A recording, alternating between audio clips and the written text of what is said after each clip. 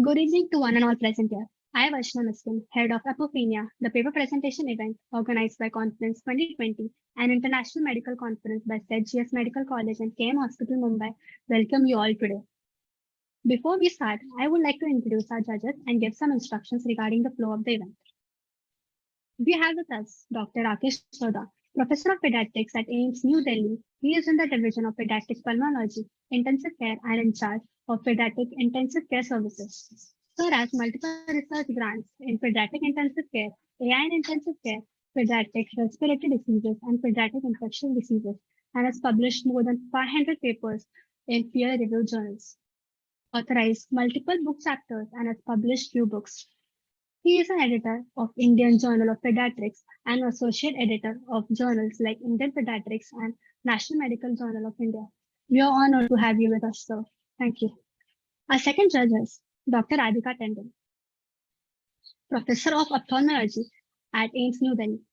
She is the chairman of National Eye Bank at AIIMS Low Vision Service RPC. She has multiple research grants in cornea, eye bank, stem cell culture, lens epithelial cell culture, pediatric cataract surgery, and has published more than 300 research papers. She has been presented with many awards throughout her career, some of which are President of India's Silver Medal, Gold Medal by Royal College of Surgeons, Best Case Presentation by Delhi Ophthalmology Society, and many more. Thank you so much, ma'am, for joining us. Coming to the rules. All the participants will be given a total of 4 minutes and a warning notice at 3 minutes. If they exceed beyond 4 minutes, they would be stopped. And it will be followed by judges' questions and comments for a period of 2 minutes. Presenters are required to share PPT from their side and switch on the mics and videos while presenting. Please use headphones and ensure good network connection. In case a technical glitch is there, the presenters will be given 1 minute to resolve the issue.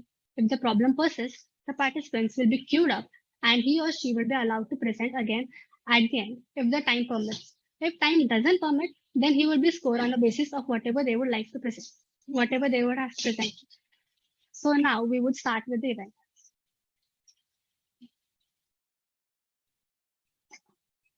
All the participants, only 2 participants are requested to stay here and rest will be sent to the waiting room now.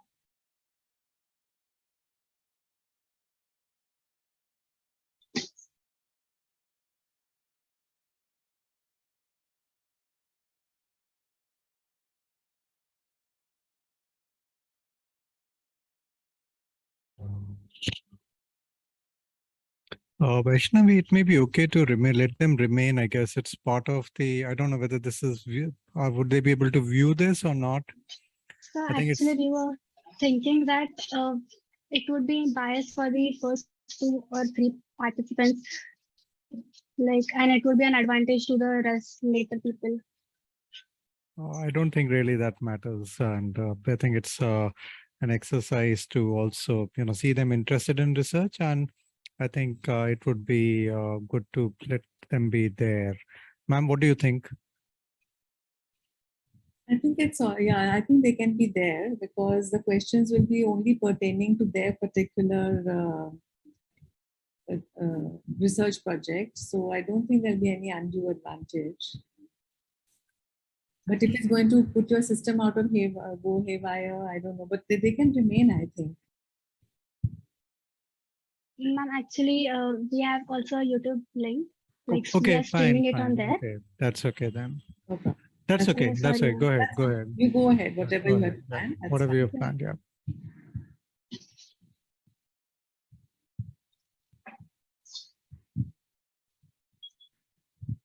So only 2 participants will be there now, Akash Sethi and Aryan Kenny.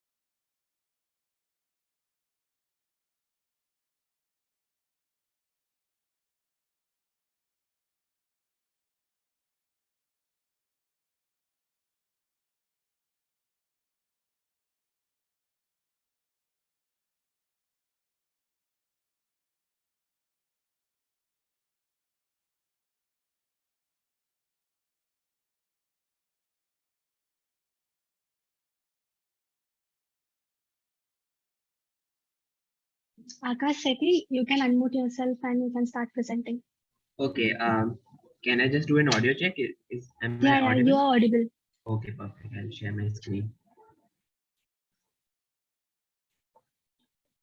Can you see my screen? Yes. Okay, perfect. Just let me set my own timer as well. It's not yet in slideshow mode. Yeah. Yeah. Is it okay? Yeah. Greetings, Your time will start judges. now. Greetings, judges. I'm Akash, and I'm an intern at Government Medical College, Baroda. And the title of my presentation is Drinking Pattern Amongst Patients with Alcoholic Liver Disease Admitted to a Tertiary Care Hospital in Gujarat. Introduction. The amount, duration, and type of alcohol consumed is related to the occurrence of alcoholic liver disease or ALD. Consumption in excess of 160 grams for men and 90 for females for 10 to 20 years puts them at a higher risk for developing the disease. After a thorough literature search, such data is unavailable for the Indian scenario, and given the differences in genetic makeup and the propensity to develop ALD amongst Asian and Western population, this data could be useful. Aim to estimate the duration, amount, and the drinking pattern, which confers higher risk on developing ALD amongst alcoholic patients. Methodology. This is a retrospective observational study conducted over 8 weeks. Ethics clearance was taken prior to starting the study. Consecutive sampling was used, and the sample size was calculated from prevalence, and it came out to be 120 patients. Adult patients who were admitted to SSG hospital and gave written informed consent were included. The population was then divided into two groups. The ALD group, those were the patients with AST-ALD ratio more than 2, elevated GGT, consuming hazardous level of alcohol based on the audit C scores, which is the alcohol use disorder identification test, and had no other causes of liver disease. And second was the non-ALD group, which were all the other patients who consumed alcohol. Data on alcohol consumption was calculated using the beverage specific quantity frequency questionnaire. This is the audit C score and the questionnaire that we have used. Quantitative data is expressed using mean and median. The two groups were compared using Whitney U test. The amount of alcohol that was consumed was first recorded in ml and then converted into grams using this study by Nayak et al., which, for example, the Indian-made foreign liquor, 1 peg of 30 ml contains 10 gram of ethanol. So we collected the data in pegs and later converted into grams of ethanol. Results. We had 61% of patients in the hazardous group and 39% of the patients in the non-hazardous group. The mean age of patient was 41 years. The median duration of alcohol intake was 8 years. 90% of alcoholics also had concurrent tobacco consumption. The mean amount of alcohol consumed in grams per day for the ALD patients in group 1 was 360, and for the non-ALD patients in group 2 was 126. The most common type of alcohol that was consumed was country-made liquor or the portly, followed by Indian-made foreign liquor. 12 patients transitioned from the foreign liquor to the Indian-made liquor.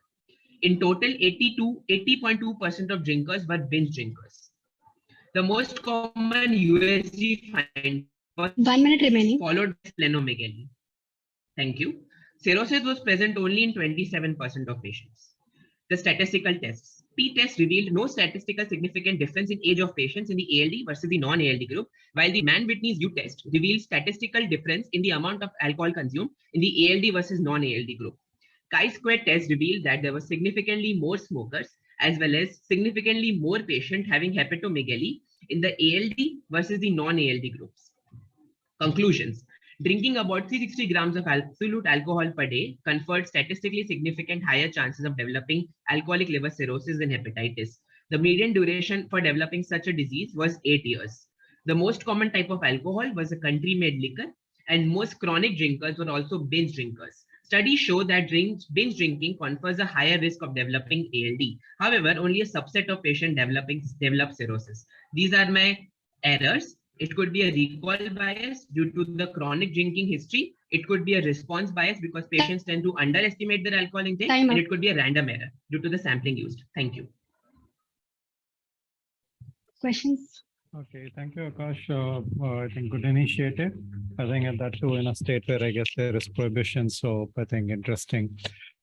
Just a quick comment about your study design. So your purpose was to try and look at the amount of alcohol that may be responsible for alcoholic liver disease, right? Yes, sir. And so what's the study design? What would be a good study design to look at this? So the best would be a cohort study. Obviously, cohort is not feasible. Means, yeah, you could consider doing that, but again, that brings it in challenges because this is something which is, you can't allow continuation once you come to know about it. It's just like smoking. You can't do a cohort study. Even those who smoke, you would have to advise them that this is not good. What else? So case control study. Okay, so this, to an extent, what you did is something like a case control, but we weren't very clear whether you, did any matching. Yes, sir. The patients were matched mainly for their age. They were matched for their alcohol intake. That is that as far as possible, we tried that patients did not have vastly differing alcohol intakes in the two No, so groups. then, if you do that, then obviously you can't really conclude what you concluded if you try to match for the difference. No, sir. And- I'd like to apologize here. So, sir, mainly the matching was for the age. And, sir, we did not match for sex because we did not have any female patients that we could find who had a hazardous level of drinking. So we excluded Okay, yeah, females. fine. Yeah, Dr. Radhika, ma'am. Yeah. Yeah, Akash, I just wanted to ask you that you looked at the consumption per day, but you had a particular duration. So how would now you have two risk factors. One is the consumption per day and you have duration. So in a study like this, how do you separate that? Because both things would be, it's a cumulative amount also. So what would be the ways of statistically managing that or handling that in the study design? How would you handle that information? Ma'am, maybe a regression analysis could be done. The two variables which are quantitative in nature. So multivariate linear regression could be performed. And the second that we try to do is not only the grams of, I have in this results I've told mainly about the grams of alcohol per day. However, for for calculation purposes, we also used grams per day into the years of alcohol they consume. So what did you total find? amount of alcohol in grams. So And that had also a statistical difference. Okay. Yes, ma'am. There was a difference as well that I have not presented here. Okay, thank you. Thank you, ma'am.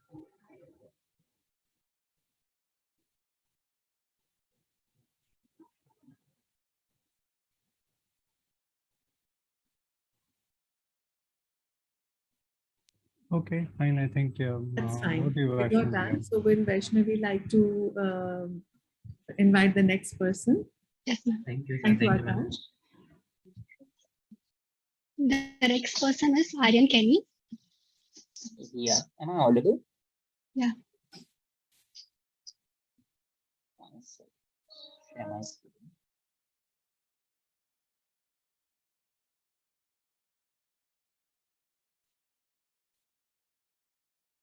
Is my screen visible? Yes, but it's not yet in slideshow mode. Yeah, now it is in slideshow mode. Okay. Good evening, I'm Aryan Kenny, a final year MBBS student studying in St. Julius Medical College and KM Hospital. Today, I would like to present my paper on impact of COVID-19 pandemic on postgraduate medical education and career, an online survey across Maharashtra. The COVID-19 pandemic had a profound effect on postgraduate residency training. While trying to maintain social distancing, we had to let go of the most ancient and effective medical educational tools, that is bedside teaching. Most attempts at online teaching proved to be poor substitutes for clinical rounds.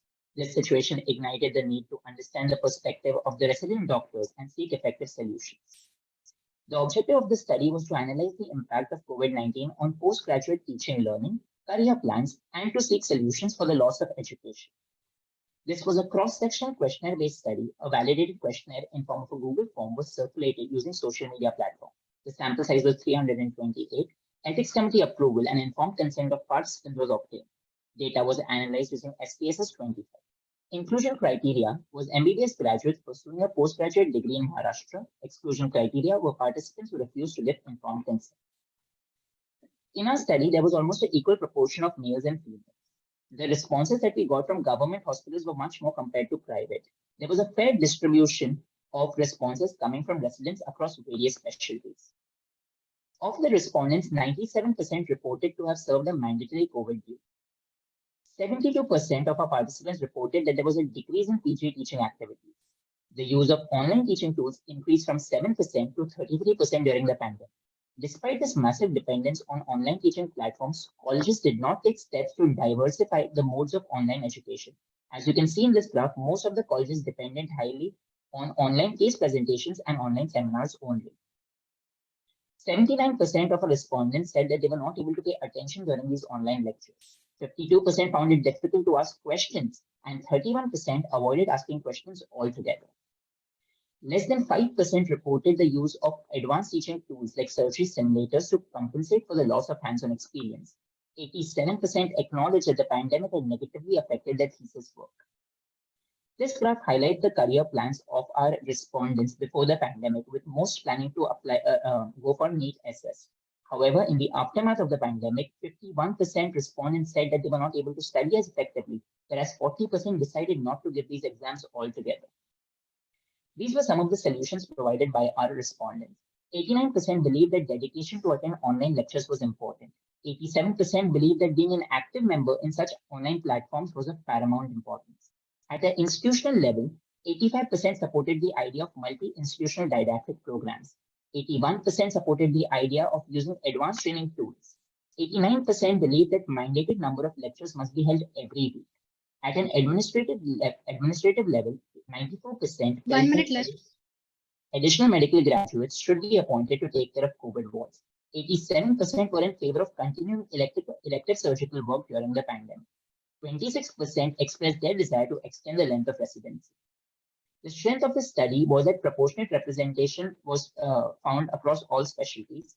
One limitation was that residents from private hospitals were underrepresented.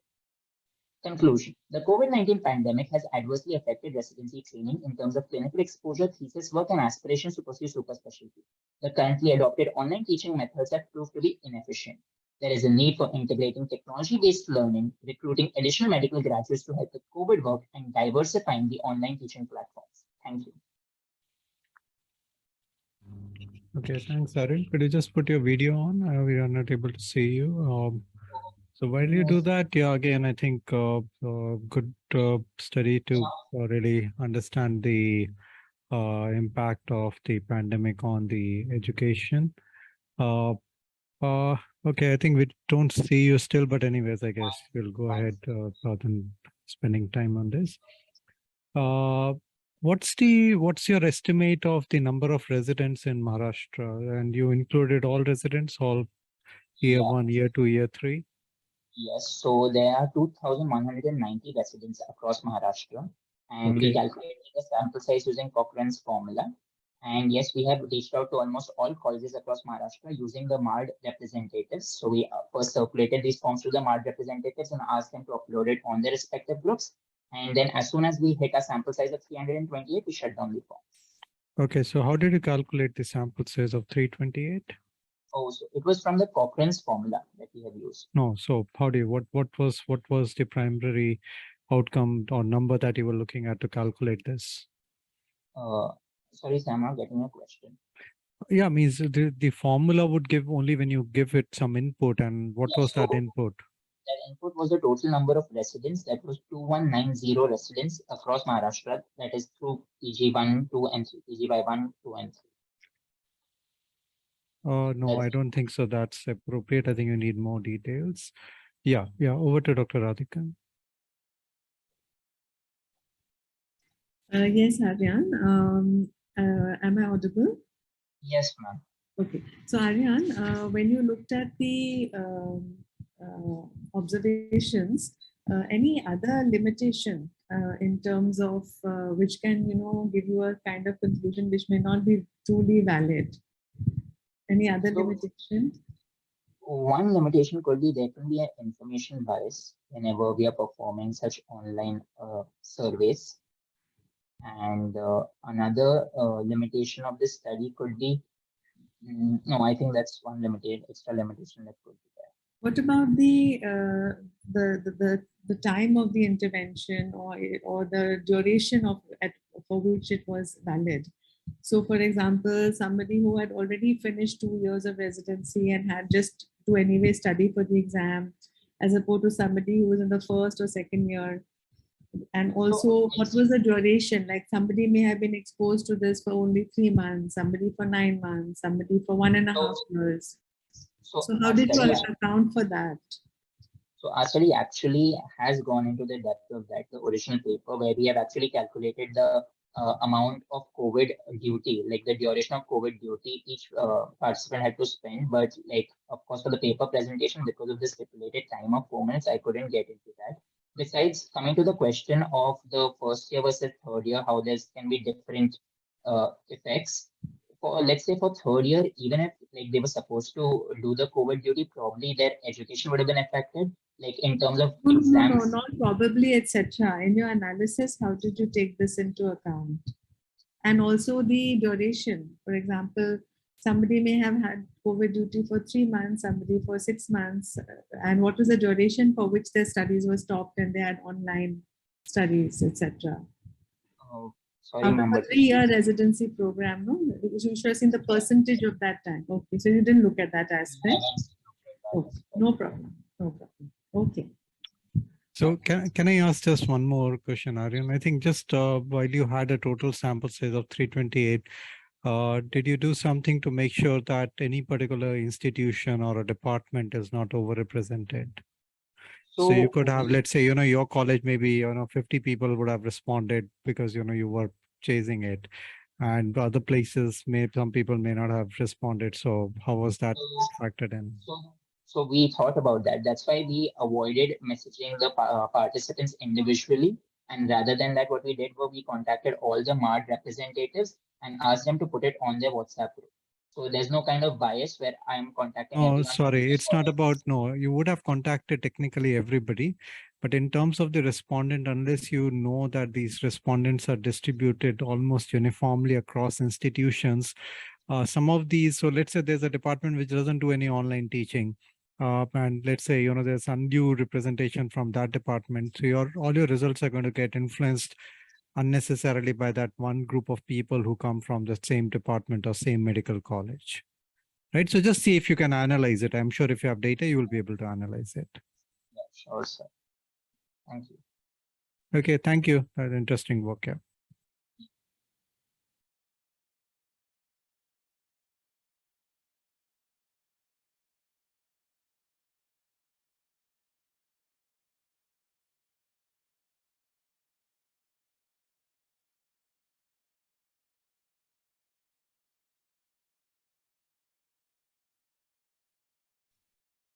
Are you just sir? Yeah.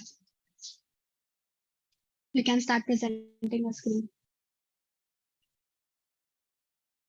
You can unmute yourself also. Yes.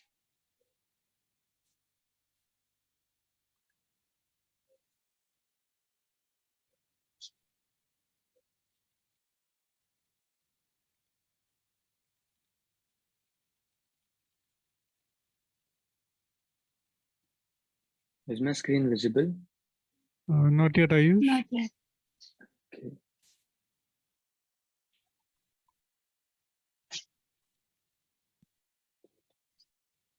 There will be an option of share screen. From there you can.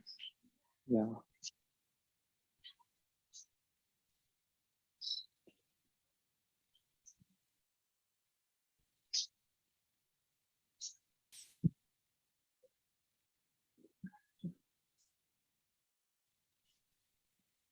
Is it visible now? Not yet. So are you using a Mac or a PC? Mac. Mac. iPad. So have you Yes, given access in the security settings? You have to give access for Zoom. So maybe that's why it happens. So you have to go to settings and I think you have to unlock it and give access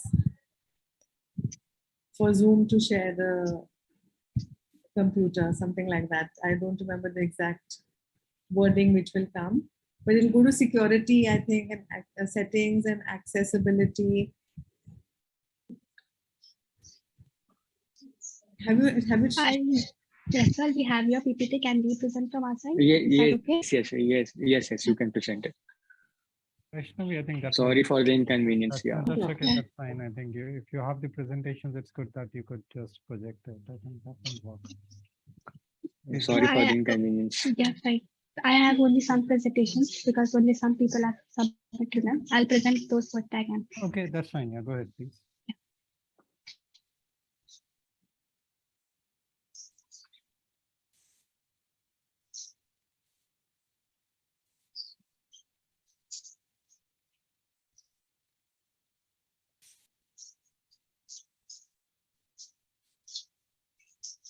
Is it visible? Yeah, it's visible. Yes. Yeah. You can start. So let's It's working, right? start. Yeah. Yeah. Yeah. Okay. So, good evening, judges, and I'm here to present my study on the adherence and factors associated with antiretroviral therapy among children living with HIV. So, as you might be seeing that I have highlighted the two important keywords here, that is the adherence and the factors associated. So, what is adherence? Adherence is basically the loyalty of a patient to its physician instruction, not only instruction, but to the dosage schedules. And factors associated can be further classified into the barriers and the facilitators, which directly and indirectly affect the adherence level in children. Next slide.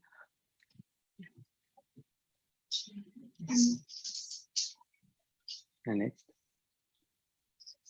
So, AIDS, which was a life-threatening disease, has now been converted into a manageable chronic disease with the advent of antiretroviral therapy. But suboptimal adherence to antiretroviral therapy has led to regimen failure, insufficient viral suppression, and drug resistance. So, by this, we conducted a study with the aim. So, why we are basically study about the adherence? Because adherence is the second major factor which determines progression of HIV to AIDS, and suboptimal adherence, that is adherence level of less than 95%, leads to emergence of resistant strain, which can be easily prevented if adherence is monitored properly. Next slide. So quoting Everett Koop, drugs don't work in patients who don't take them. So with this, next slide, we conducted a study with the aim to estimate the proportion of children living with HIV with a suboptimal adherence, to study the barriers and facilitators, and to find out new ways to improve adherence to ART in CLH. Next slide. So we conducted a cross-sectional analytical studies in which children living with HIV who were below 15 years of age were registered, and the ethical clearance was taken from the institutional ethical committee as per the protocol. Next slide. Taking the estimated proportion of suboptimal adherence to be 15%, error margin to be 5%, and confidence level to be 95%, we calculated a minimum sample size of 119. However, 121 CLHA were interviewed under the study. Next slide. So all CLHA who were coming along with the caregivers for the refill of the antiretrovirals were interviewed, and the data was estimated by caregiver reports, pill count method, and interviewer administered questionnaire. And the data was summarized using SPSS version 20 software, where data was summarized by calculating mean and standard deviation. Chi-square test was used to find out the associations, and Fisher exact used when cells contain values less than 5, and a p-value of 0.05 less than was considered statistically significant. Next slide. So as you might be seeing the protocol from patient registration, starting with the consent, we went on to data collection, data analysis, and the report. After a report was made, a follow-up of the patient was done to discuss the results of the study. Next slide. So the study was conducted into 10 domains, that is child adherence and status, caregiver status and adherence, HIV profile, social support, access to healthcare, nutrition status, time missed in last dose, knowledge and attitude, counseling, and the doctor-patient relationship. 1 minute remaining. Yeah, next slide. So of 121 patient interviewed, 73% had optimal adherence. Next slide. So these were the facilitators, that is children who were well and regularly counseled, aware of their HIV status, well nourished, had good socioeconomic status. Apparently, children under social services showed high levels of adherence. Next slide. COVID-19 was a major barrier as it was conducted during the COVID, and it was responsible for limited healthcare facilities. Next slide. Age, gender, and religion had no role in affecting the adherence. Next slide. So of 121 patients, 73% had optimal adherence, which were in conjunction to the studies conducted from India, showing 63 to 93%. In our studies, we did not find any demographic factor to be significant, except better adherence was seen in urban population. Next slide. Next slide. So what this study add is basically the forgetfulness and the child refusal to take the medicine. Factors associated with caregiver deeply influence the level of adherence, and the higher education of caregiver was strongly associated with disclosure, while female caregiver was. Time up. Okay, Ayush, so again, that's an interesting area of work. So Yes, sir. in methodology, you mentioned that you interviewed children for adherence, right? Yes, sir. Yes, sir. What was the age group of children that you included?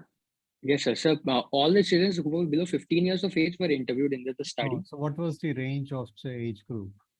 So age of the range was basically they were divided into three stratas of age group. That is children who were less than 5, those who basically the parents were actually source of the information. 5 to 10, they were basically few were able to cope up and few were not able to cope up. And 11 to 15, they were maximum number of children lied in the area of 11 to 15.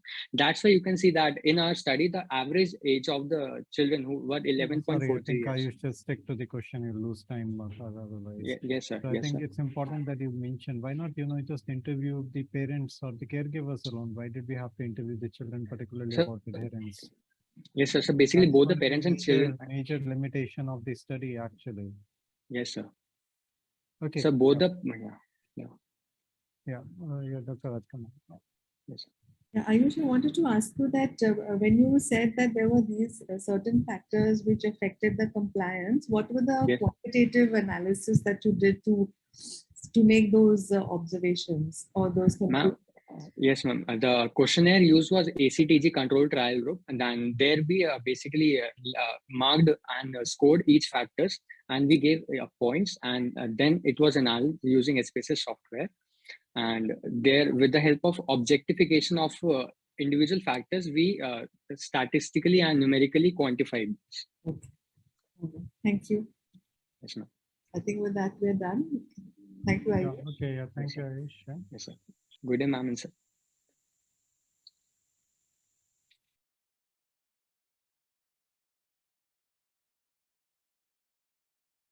We would have our next participant, Raghava Lakshmi.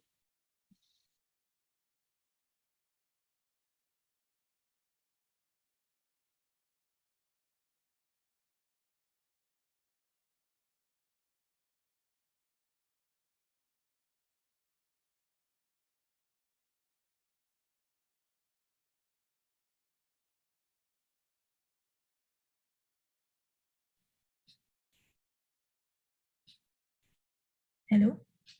Yeah, you're audible. Can you share your screen? Yes.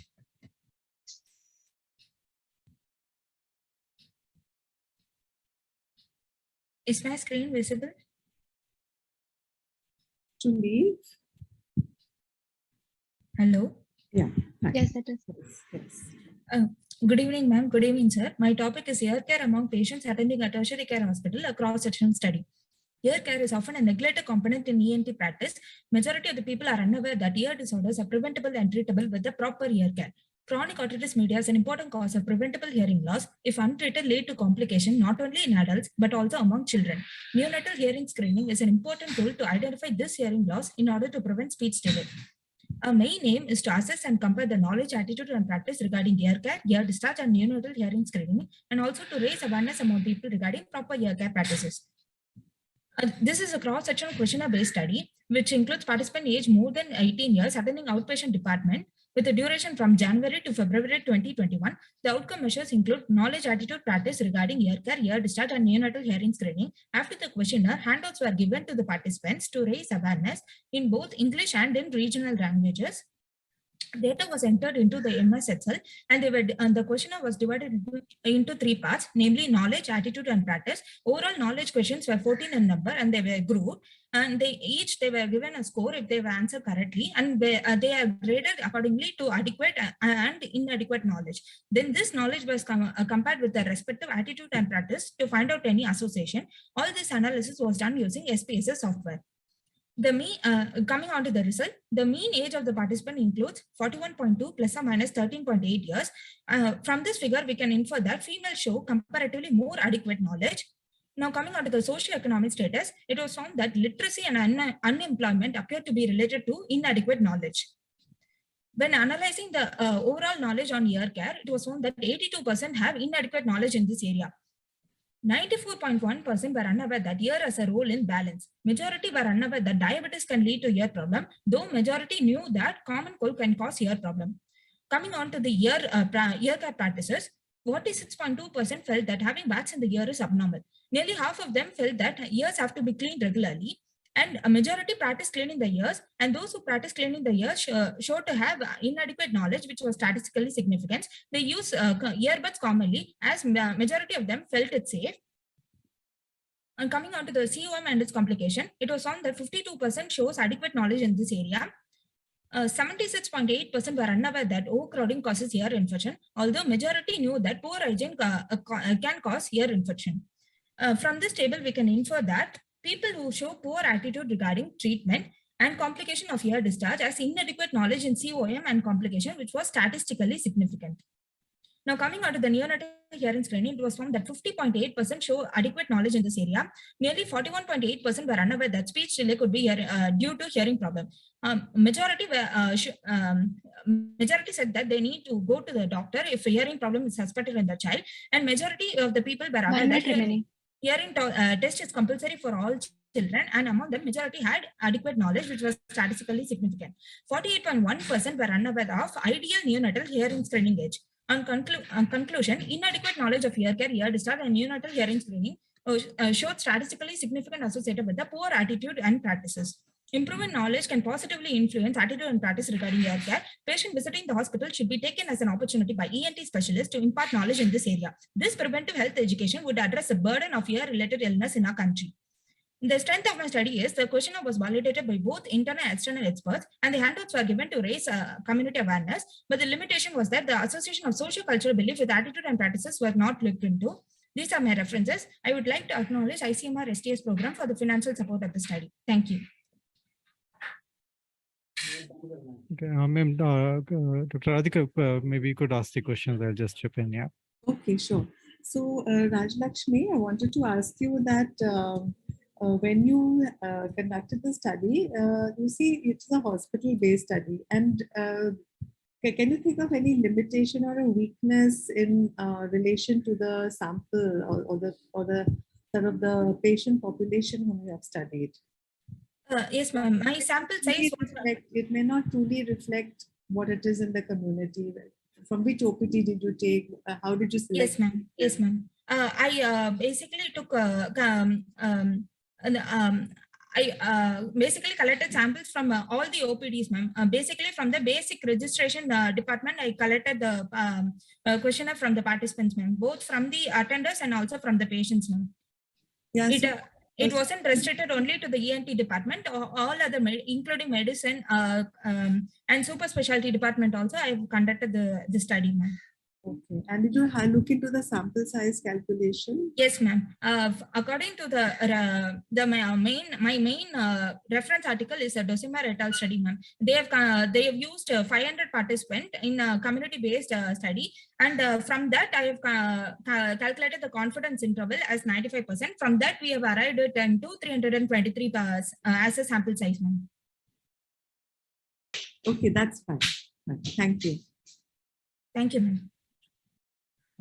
So did you find any specific group which had better knowledge or less knowledge? Sir, regarding demographic details, there wasn't any statistical significance, sir. But when we have analyzed, it looks like even the illiterate people show inadequate knowledge, sir.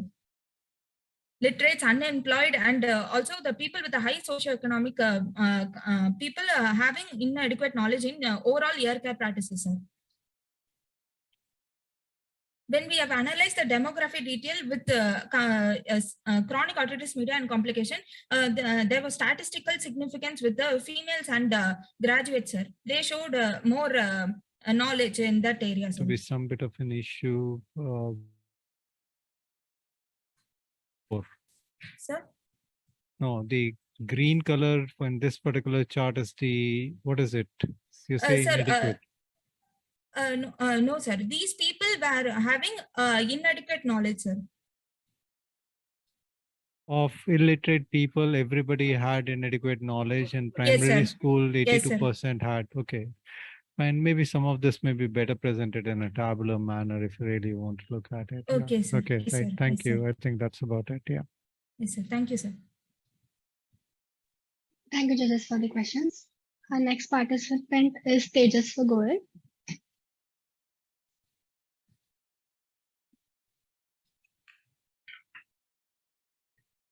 Hi. Good afternoon, judges and conference team. You can start presenting. Okay, just give me a second. Yeah.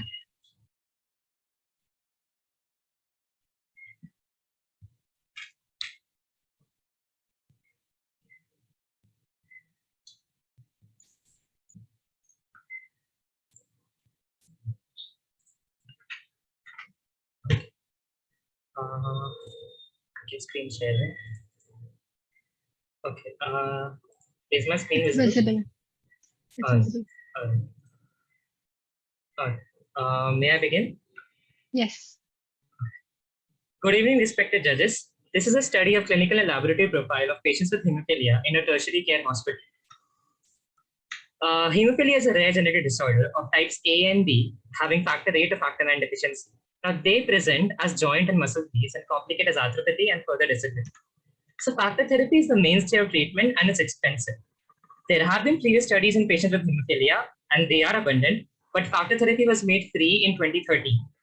Therefore, we wanted to assess the new patterns of presentation, the factor uses, the changes in the quality of life, and the burden of disability in our patients. And we designed the study to understand the spectrum of hemophilia patients, the type of hemophilia, the severity of factor deficiency, the clinical presentation, and the complications. We wanted to understand the current trends of treatment, assess the quality of life, and to assess the socioeconomic burden.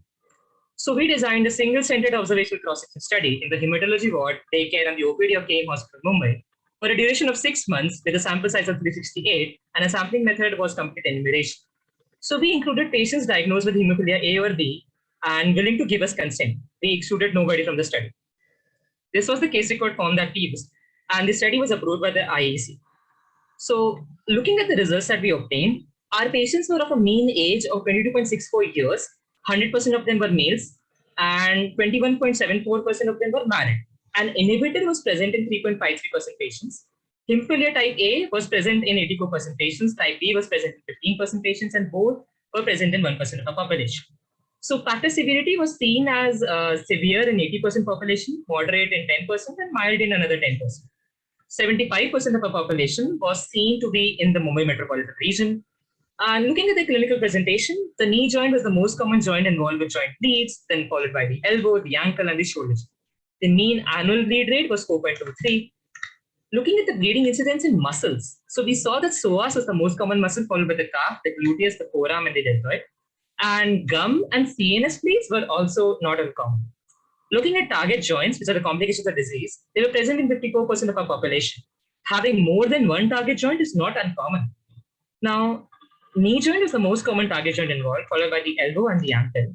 Now, these target joints were significantly correlated with the severity of the disease, and the annual bleed rate was being more than equal to 4. Looking at the treatment trends, we saw that factor therapy was used by around 98.91% population. Their mean initiation age for factor was 9.58 years, and the mean years of use was 13 years. 88% of our population were used factor on demand, and 10% used it prophylactically. 38% used fibrinolytics, 5% used painkillers. Home therapy was used by 91% population, and out of them, icing was used by 90% and bone compression by 0.5%. Surgery was used by around 3% population. So looking at the quality of life of our patient, so the mean EQ vision analog score was 79.36. The EQ 5D 3Ls, median 1 minute score remaining. 21111. 52% had issues in moving around, 42% had daily pain or discomfort, and these scores are better than those of the previous studies. So looking at the socioeconomic burden, more than half of our population is unemployed, and most of our population lies in the lower middle socioeconomic class. So we inferred that our data is comparable to previous studies on the subject. Patients bleed most commonly in the knee joint, the psoas muscle, 46% hit a target joint, and having more than one target joint was not uncommon. Majority use factor on demand. The average EQRs is 79 out of 100, which has improved as compared to previous studies. Most patients belong to the lower middle class category.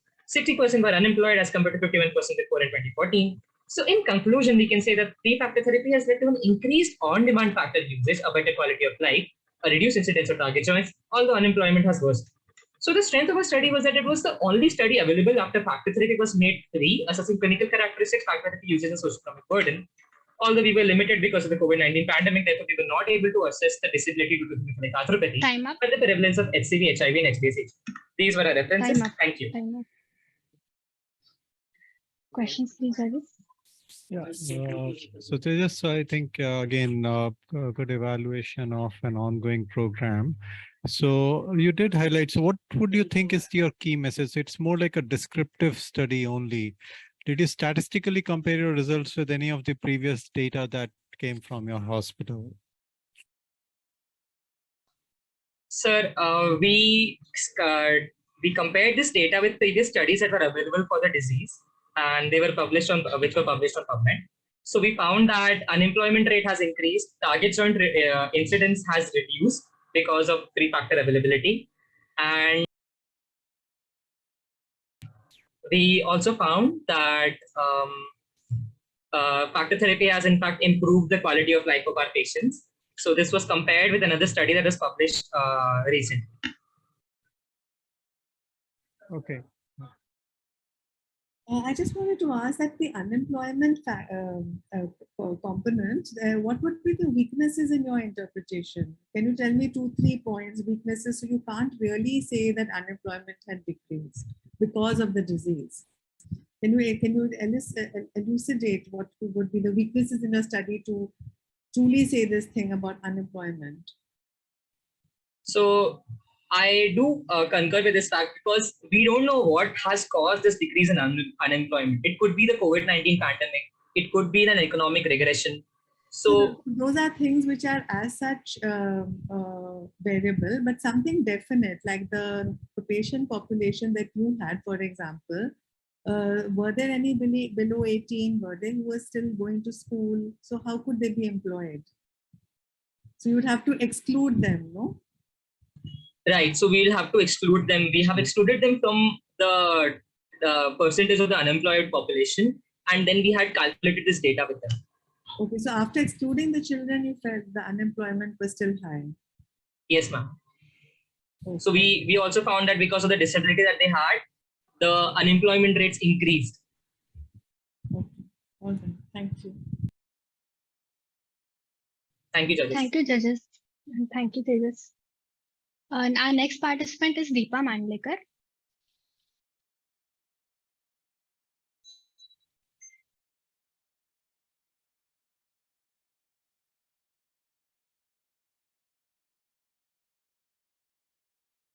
You can start sharing your screen. Yes, ma'am. I hope my audio and video are clear. Yeah.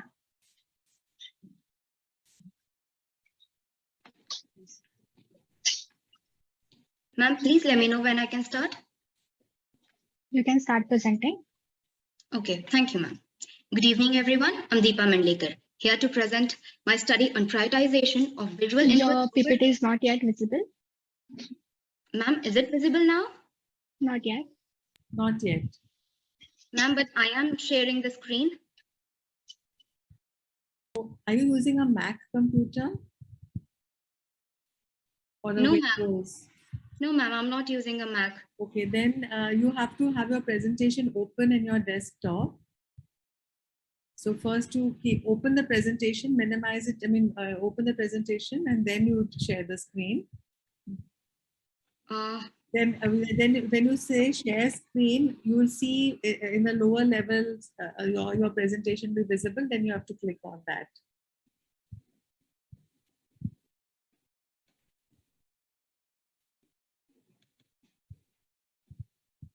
Yeah, we can see it now. Now you go to the slideshow. Correct. Okay. Is it visible now? Yes, it's visible. Carry on. Okay. Thank you. Thank you so much, ma'am. Thank you for guidance. All right. Good evening, everyone. I'm Deepa Mandlekar, here to present my study on prioritization of visual inputs over the vestibular inputs in dynamic body balance through expertization in dancers. Now, have you all ever wondered how these dancers spin for so long and don't get dizzy?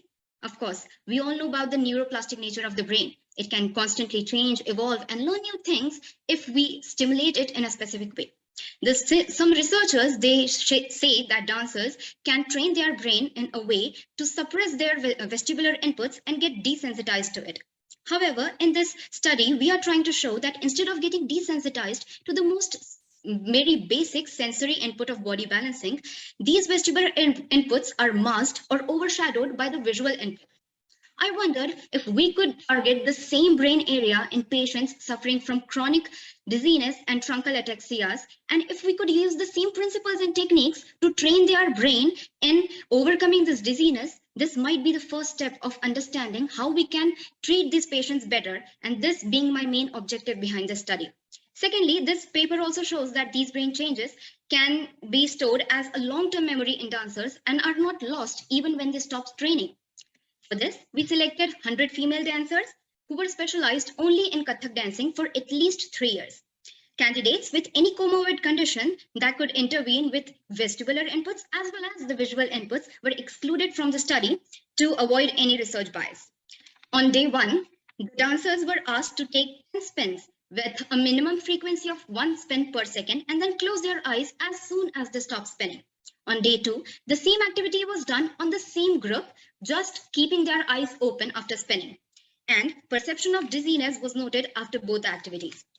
To assess the longevity of this conditioning, we questioned the dancers who took a break from their dance practice for more than 6 months for any dizziness or any difficulty in body maintenance while spinning when they again resumed their practice. What I found was 78 dancers out of 100 dancers reported marked dizziness when they closed their eyes after spinning, which is very similar to what any other average person or a non-dancer would feel. Now, these brain conditioning can be considered permanent, as these dancers who stopped training for at least 6 months, 80% of these dancers, they reported to feel continued feeling of non-dizziness after they resumed their practice. There are a few other factors too that might be influencing this phenomena. The eye reflex movements and the vestibular stimulus are found to be exceptionally uncoupled in dancers, which is not the case in an average individual or patients in clinic with chronic dizziness. Secondly, this feeling of non-dizziness in dancers might also be contributed by the pre-programmed dance movements that they perform again and again without much changes in these movements. I'd like to conclude by saying that the vestibular 1 minute remaining. Yes, ma'am. Sorry, am 1 I audible? minute remaining. Yes, ma'am. The vestibular signals perceived by dizziness after spinning were neglected or overshadowed by the visual inputs that signaled a static posture as they stopped spinning, hence no dizziness. But as soon as we withdraw or block these visual inputs, the brain goes back to the vestibular inputs and they feel same dizziness that a non-dancer feels. So they were not desensitized to it, but however, were dominated by the visual inputs. Plus, this conditioned visual dominance worked as a long-term memory in these dancers. I believe this paper is a very initial and a small step towards looking for a better approach in management of patients with chronic dizziness, and this would initiate open discussions among doctors and researchers regarding improved patient care in this direction. Thank you so much. Thank you, Deepa. I think that's a novel research area.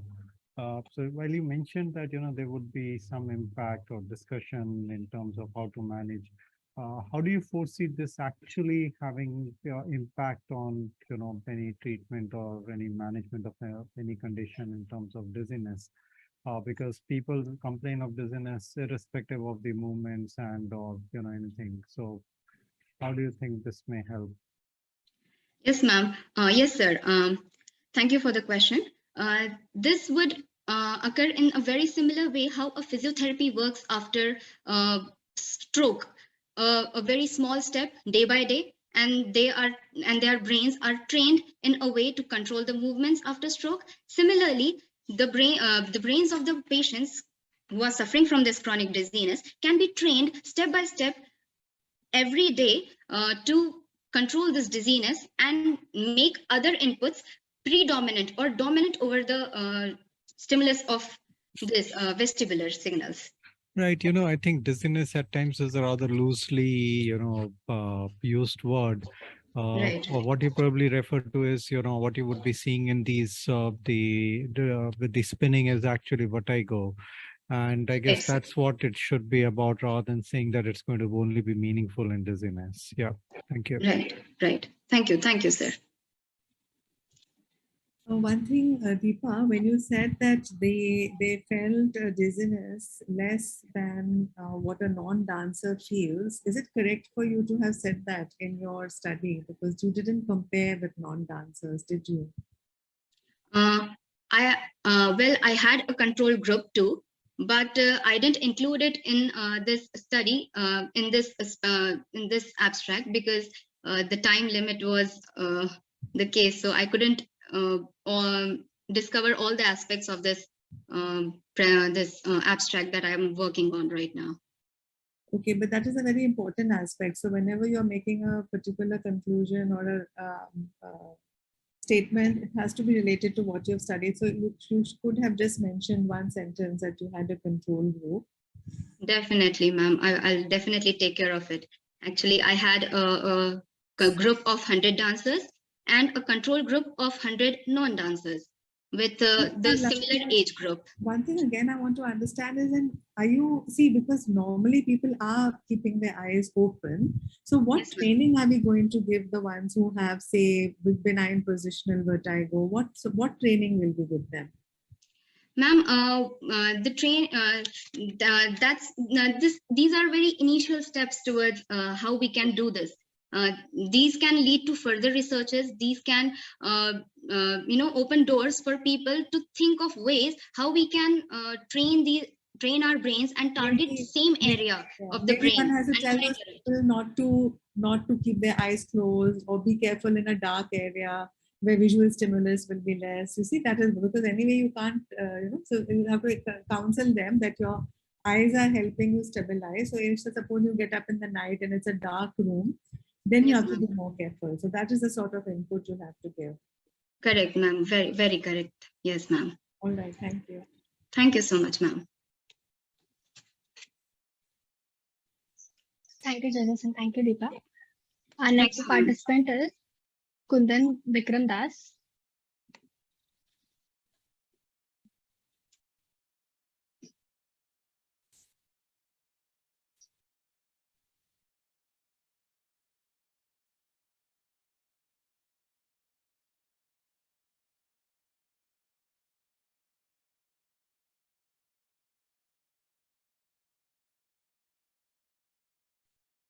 Something you can start presenting a PPT.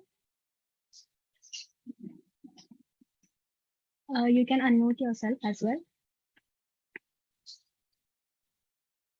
Yeah. Good evening, everyone. Myself, Kundan The Vikram Das. PPT is not visible yet. Okay, 1 minute.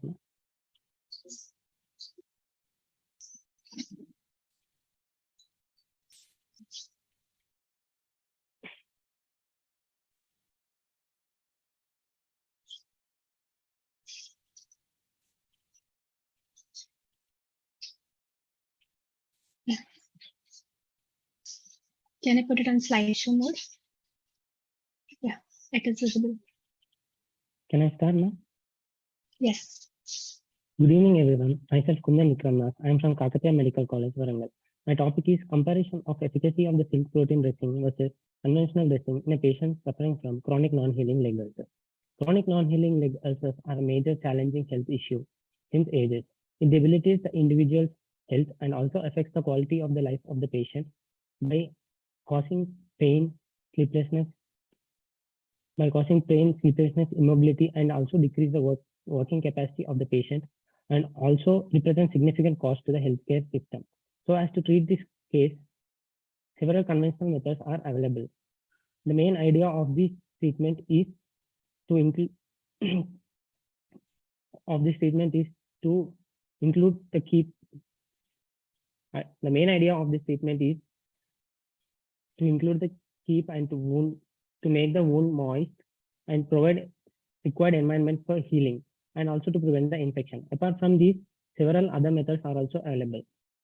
One of it is my project. It is using silk proteins dressings. Silk proteins have glycine, alanine, serine, Lysine-alanine serum, which are arranged in sheets, they are successfully utilized for skin and wound healing and also for tissue engineering. They have high mechanical resistance, favorable cellular attachment, enzymatic-driven biodegradability. By controlling the protein secondary structures, fibrin scaffolds, biodegradation can be properly modified in order to modulate the release of bioactive molecules. And also it increases the cellular recruitment and also has the healing. Silk proteins are available in many forms, such as in the form of powders, in the form of foam sheets, in the form of normal sheets which are coated with silver nanoparticles, or in the form of mesh. Of all these forms, the powder form is the most suitable one because it conforms to any wound size and shape. It is easy to apply, it absorbs excess of the exudates and also enables extended wear of the time. Other forms such as mesh sheets and non-adhesive silk foam dressings which efficiently trap the excess wound exudates and cause evaporation through the pores, so as to maintain the required moist environment and to prevent the wound area from the maceration. The dressing also has silver nanoparticles embedded in combination with the silk protein.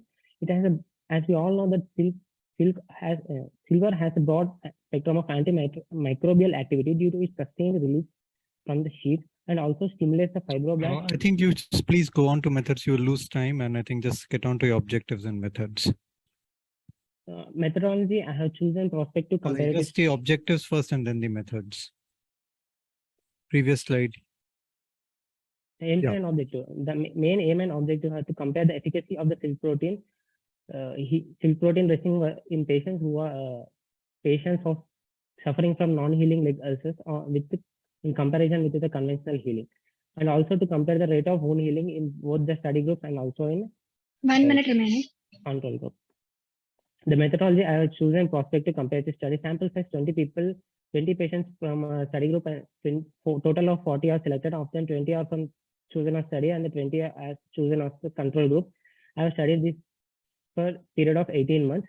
I have included a patient from 25 to 70 years, non-diabetic, and a patient suffering from the wound ulcers greater than 4 weeks, and HB levels are greater than 10 gram percentage. I have excluded the patients who are suffering with infections and also have platelet count less than 1 lakh and who are not willing to participate in this study. I have used the materials in the form of sheets, foam sheets, and the powder form. The dressing technique is usually ulcer is cleaned with the normal saline, and later we should apply the silk protein dressing, and it has to be repeated twice. From the results, we can see that from the table, it is clearly visible that we can observe that the percentage reduction in the ulcer size is nearly 3 times more in study group. Judges, questions, please. Okay, yeah, I think it was interesting work, but I think you spent too much time on an introduction. I think that's an issue. Anyway, so this was, what was your role? Because amongst the authors you listed, final year resident in terms of, so what was your contribution to the study? Yes, sir, I have contributed about this introduction part and also some discussion parts. No, so that's fine. But in terms of the actual study, in terms of dealing with patients or collection of data, were you involved or you were not involved? Yes, yes, sir, I am involved, sir. Okay, so tell me, you listed 4-5 formulations of silk variously. So all were used in all the patients who were included in the study group? Sir, I could not understand the question. So in your methods, you mentioned different silk powder, some, dressing and all these things that, yeah. So were each of these used in every patient, or, some patients got foam sheet, some got mesh sheet, some got powder, because you had only 20 patients in the intervention arm? Yes, sir, I have used for different patients, I have used different methods, sir, as I shown in the PDF. Yeah, maybe then it's a rather difficult one to address as such. It would have been good to compare one type of dressing with the control rather than the other way around. Anyways, yeah, thank you. Thank you, sir. I had a question that was it a retrospective study or a prospective study? It is a prospective comparative study, ma'am. Prospective. Why did you use different types of dressing? You could have used one type then. Okay, ma'am. And is it expensive, this material? The silk dressing, is a silk dressing expensive? Yes, ma'am, somewhat, but not that much. So did you randomize? How did you decide which patient will get the silk dressing and which patient will get the normal dressing? On what basis did you assign the treatment? Ma'am, I could not understand the question. I was saying that supposing you had your patients, one particular patient came, on what basis did you decide if that person would get the silk protein dressing or the simple dressing? Ma'am, if the patient is suffering from chronic non-healing ulcers, okay, doesn't matter. It is difficult to treat with the conventional methods. No, that is fine. I think what you need to again said that, as to how did you decide which patient goes to the control group and which patient goes to the silk dressing group? That's what is the question that has been asked.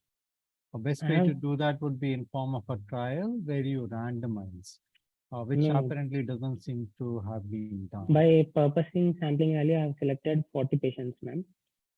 By randomization, I made 20 people to choose as a control group and 20 people to as a study group. Thank you. Thank you. Thank you, judges, and thank you, Kundan. Our next participant is Lalai Barai.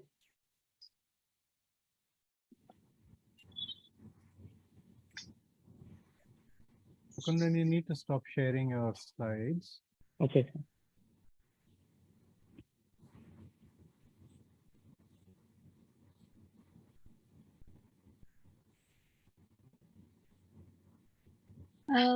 Lalai Barai, you can start sharing your screen. Yes.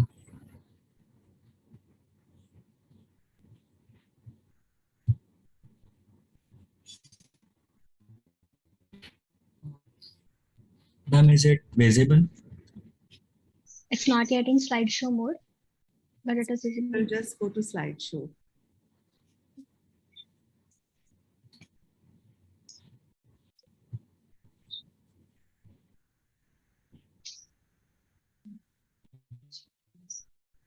Now visible.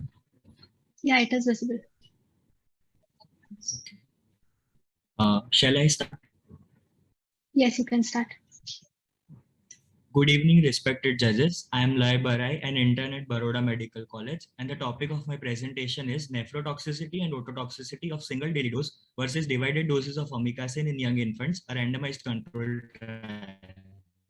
Aminoglycosides used for the treatment of new sepsis and are considered to be having a concentration-dependent killing. The single daily dosing of amikacin achieves higher peak levels and lower trough levels as compared to, sorry ma'am, there is, yes, as compared to multiple daily dosing. The bactericidal activity of aminoglycosides depends not only on the peak concentration but also on the ratio of peak to MIC for a given microbe. The potential advantages of a once daily schedule include guaranteed therapeutic peak levels, easier administration, and containment of costs. However, the main constraints to the administration remain risks of nephrotoxicity and ototoxicity. To assess and compare the incidence of nephrotoxicity and ototoxicity between divided dosing and single daily dosing, as well as to evaluate the safety of single daily dosing of amikacin in young infants, were some of the main objectives of our study. The study was carried out at the Department of Pediatrics, Medical College, Baroda. It was a randomized control study and carried out for a period of 10 months. On the basis of previous study, a sample size of 120 patients were enrolled. The study was approved by the IEC committee and the data analysis was done using MedKelsey software. Appropriate statistical tests like unpaired t-test and chi-square tests were applied, and a p-value of 0.05 was generally considered significant. Inclusion criteria had full-term neonates and infants up to the age of 2 months who were to be started with amikacin treatment, and exclusion criteria included preterm neonates, amikacin treatment given for less than 3 days, or any rule-relay disorders, etc. During periods, young infants up to the age of 2 months who were to be treated with amikacin after applying the inclusion and exclusion criteria and enrolling after screening for eligibility and obtaining a written informed consent were enrolled for the study. Study population was randomly assigned into one of the two groups, Group A receiving divided dosing and Group B receiving single daily dosing. Computer-generated random numbers were used for randomization, with allocation concealment being done through sealed envelopes. Blood samples were collected and the parameters measured were serum creatinine, urea levels, GFR, and urine output. Hearing assessment was done at the time of starting the treatment through autoacoustic emission, and follow-up was done after the completion of treatment. KD-IGO and P-rifle were the standardized criteria used to define acute kidney injury. A total of 783 participants enrolled, of which 655 were excluded and 128 were randomized, out of which 8 discontinued as amikacin was given less than 72 hours. There was no statistically significant difference observed in the baseline characteristics, and similar observations were obtained in the serum creatinine and the GFR rates. Overall, the incidence of AKI in the entire study population was 5% according to KD-IGO criteria and 10% according to P-rifle criteria, which was not significant. Also, single daily 1 minute dosing remaining. had a relatively lower incidence of AKI. 2 out of 116 participants failed the OAE testing. The study outcome showed no significant difference between the length of hospital stay and mortality between the two groups. Relatively smaller sample size and data being from values monitored only till the 7th day of treatment, and OAE instead of BERA being used were some of the limitations of our study. Single daily dosing reduced IV manipulation, was cost effective, and also reduced the risk of nosocomial infections. Amikacin administered in divided dosing or single daily dosing was found to have similar nephrotoxicity and ototoxicity. Also, the safety profile of OD dosing of amikacin was found to be comparable with that of divided dosing, and hence it should be preferred over divided dosing for a better efficacy and equivalent safety. Thank you. Okay, thank you, Lalai. I think, again, an interesting area of work. I think in many units, it's a standard practice now to use once daily amikacin. So tell us, what was your role in the conduct of the study? Yes, sir. Because it seems that it's, some residents actually worked on it and you're presenting that work. What was your contribution? Yes, sir. So as I was interested in pediatrics field from the beginning, I was in third year medical. I was a third year medical student when the study happened. It was actually a part of PG thesis, and so I approached my associate professor, sir, and he asked me to be a part of it. So basically, my role was in manuscript writing and data collection, as well as citation parts, reviewing of literature. Basically, my areas of interest. Okay, so this was a trial, right? Was this trial registered? Sorry, sir. This is a clinical trial, yes, right? Yes, yes. So was this trial registered? Sir, actually, it was during the COVID era, and it should have been registered ideally into the CTRI, but it was not registered as it was not a new molecular entity which we were being provided. Trials, sorry, I think that's that probably I think that your guides wouldn't know about it, that any trial, whether it's an existing molecule or a new molecule or not a drug, anything, every trial has to be registered. And because it's an online registration, I don't think COVID or anything had anything to do with it. Yeah. So keep that in mind. I think all trials have to be registered. Thank you.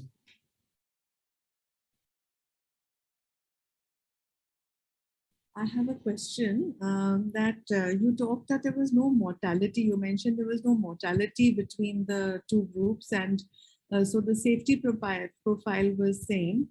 But in terms of controlling the infection, is that enough? Because the medicine is first going to be given to control an infection. So the first thing the medicine has to do is to control the infection. And the next thing is to avoid the side effects. So how did you determine whether I know you took the blood levels and all that, but otherwise clinically in controlling the infection, how did you compare the two, single versus multi-dose? Yes, ma'am. There was definitely mortality seen, ma'am. I have mentioned it, but the mortality rates were not different between the two groups. Something else, yeah. So mortality may be like an indirect way, but you have to, I mean, how, if a medicine is controlling the infection, that I mean, what are the parameters if asked? Whether an antibiotic is working in controlling the infection, what parameters will you take into account? Ma'am, basically, after 7 days, we monitored the patient till they were discharged, and the clinical outcomes. No, I'm not asking, okay, that's what you did, but technically, what could you have done better to really compare if in terms of the medicine controlling the infection, what are the parameters? When a person has an infection in the body. Yes, ma'am. We could have monitored inflammatory markers to monitor the patients. Okay, but that is a lot of expense. What about clinical? What are the clinical effects? We of could it? have tested for the CBC counts, ma'am, the total leukocyte counts and all. Could have indicated about the infection status of the patient and how are the patients responding to the given blood treatment. count. What are the other parameters? To see Ma'am, if I the cannot child think. is responding to infection. Obviously, it would have been a serious infection if you're giving IV antibiotic. Yes, anyway, ma'am. it doesn't matter. That's all right. Okay, thank you. Thanks a lot. Thank you, ma'am. Thank you, sir. Thank you, judges. Thank you, Dalai. We would have a next participant, Manushi Bhatt.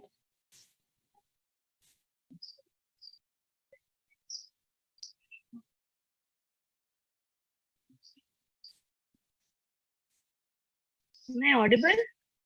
Yeah, you're audible, but your video is not visible. Okay. Wait a minute. Yeah.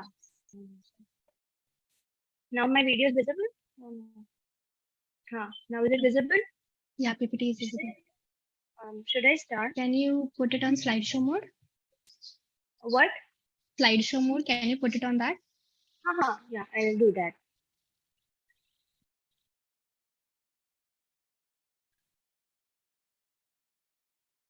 Okay, so I'll start. So today I'm going to present factors, my topic entitled Factors Contributing to Poor Medication Adherence in Diabetic Patient and its Association with Misconception in a Tertiary Care Hospital under guidance of Dr. Archana Gandhi. There has been an increase in prevalence of diabetes from 1990 to 2016, and so has the morbidity and mortality associated with it. This high number of mortality and morbidity could be attributed to poor adherence, which could be attributed to various misconceptions regarding the medication. The objective of this study was to find common misconceptions regarding diabetic drug therapy, to find association of misconception and poor adherence, to observe the prevalence of complication caused due to practice of improper drug therapy on the grounds of misconception. A cross-sectional observational study was carried out in a diabetic OPD or Sir Sayajid Rao General Hospital, including patients diagnosed of diabetes for more than 6 months with following exclusion criteria, and 281 patients were selected. After selecting the sample, IEC approval was taken and data collection was done using a questionnaire available in 3 languages, which included demographic detail, Morisky medication adherence scale 8, 18 structured questions regarding 6 misconceptions, and 4 pre-specified complications. Data analysis was done in Microsoft Excel version 2010 using a chi-square test for establishing association. This was the IEC approval. This is the Morisky medication adherence score 8. The myths and misconceptions taken under study included overdose of diabetic drug on occasion of increase in diet, lack of awareness regarding diet control, termination of drug therapy due to Unani or Ayurvedic treatment, non-adherent to follow-up regime on occasion of controlled RBS, termination of treatment on the idea that diabetes is completely curable, and self-prescription of medication by diabetic patient by taking reference of drugs prescribed to related diabetes. Hypoglycemic episode, diabetic neuropathy, nephropathy, and retinopathy were the complications taken unto study. The results. The mean age of the population was found to be 56.81 years with almost equal distribution between male and female, and 65% population being educated. 53.73% population showed poor adherence, with females and illiterate showing higher preponderance to poor adherence. Termination of treatment on the grounds that diabetes is completely curable and lack of awareness regarding diet control were the common myths highly prevalent in the population. Non-adherent to follow-up regime on occasion of controlled RBS, termination of drug therapy due to Unani or Ayurvedic treatment showed high association with poor adherence. 65% of population suffered from complications, in which heart disease comprised a major chunk. Complications were seen to be associated with poor adherence. The study was available, the questionnaire was available in local languages with p-value taken less than 0.01, and the multiple parameters were analyzed at the same time were the strengths of this study. And since it was a single site study with only 6 loco-regionally misconception taken into consideration, and status of complication was purely based on past history and documents, so that was a limitation. In conclusion, half of the population was found to be poorly adherent. Termination of treatment on the idea that diabetes is completely curable was the most common myth, and non-adherent to follow-up regime on controlled RBS, and termination of drug therapy while turning towards unanimity showed high preponderance to poor adherence.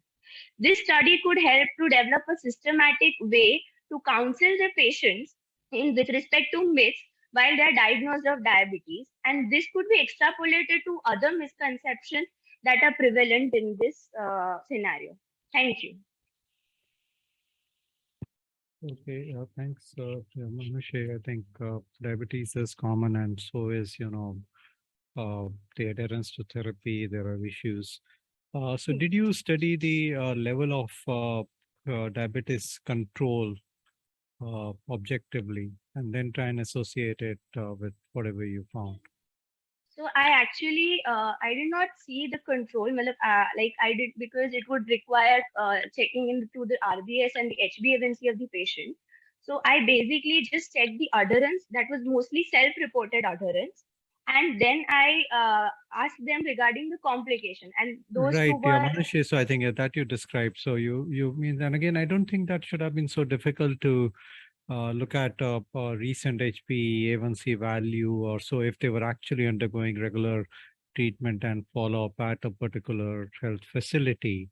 So keep that in mind, because that's going to be something that would be there. And also, so what does this reflect? Does this reflect patient characteristics, or does it reflect on the protocol for counseling and the time that's spent with the patients at the health facility? I would rather stick to the thing that it is more or less the facility, the problem on our part per se, because we there is a swarm of patient coming to the OPD, and we actually people don't have time to counsel this patient. But this is important because this could lead to a very like high amount of morbidity and complication in the patient. So basic counseling should be done. Like we just prescribe the medicine, but these advices and this basic Okay, right. I think that's a clarity is important not point. given. Yeah, I agree with that. Thank you. Manushi, I wanted to ask that you had said that you took diabetics of at least 6 months duration, but did you do an analysis, or did you capture how long they had been diabetic, and was there any difference for those who were diabetic for longer versus those who had recently been diagnosed? No, I consider like I took for patients having more than 6 months, because if the patient is diagnosed of diabetes for less than 6 months, that would, those patients would be relatively more adherent, and they would like we couldn't have a exact idea of this behavior regime, because the adherence, we lose adherence over a period of time. I have like reviewed some literature in which I found that after about around 5 years, over a long period of time, people start showing poor adherence. The behavior change starts after some time for at least chronic disease like diabetes. No, but we cannot assume that, no? So that would be a limitation in your study, that you have not looked at what was the duration. So there could have been, out of all your cases, somebody could have been 6 months, somebody could have been 3 years, somebody could have been 5 years. Yeah, I asked the patient about the duration of the study. Like in months, I asked that when were they diagnosed with diabetes in months. In the questionnaire, there was a question asking that how long the patient has the diabetes, like in months. So, but and based on my point was that that analysis also will be important, because is it yeah, related? It could be another factor. Okay, I actually did the analysis like more than 5 years. When less than 5 years, I put a demarcation and I tried to find an association, but in my study, in my samples, and it was very much limited to a single hospital, so I couldn't exactly find a strong association with this duration. Okay. I found it at a value around p less than 0.5, which is, I didn't find it strong enough to support my study, like to support the hypothesis. Okay, but what cutoff did you take then for that p-value? Like you 5 compared years. 5 years. Less I than took 5 5 years. years and more than 5 years, there was no difference. Okay. Yeah. Okay, thank you. Thank you. Thank you, judges. Thank you, Manshi. Judges, do you need some time or should we start with another presentation? One thing I wanted to point out that there is this in your Excel sheet, jo Deepa hai na, Deepa Yes, ma'am. Mandekar, by mistake, her project is also showing the year study. Her project was on the spinning, and the protocol is mentioned as the duplication of the knowledge about year care. Okay. So just yeah, there might be some mistake. I'll have we rectify that. finished 9 or 10? Have we finished 10 or 9? 9, I think. 9. Yeah, I think we can carry on. Yeah. I think Manushi is still here. Yeah. Manushi can leave the meeting. Manushi, can you exit? We're done. Thank you, Manushi. Maybe I'll text her. Mridula, till then you can start presenting. Okay. Am I audible? Yeah, you are audible.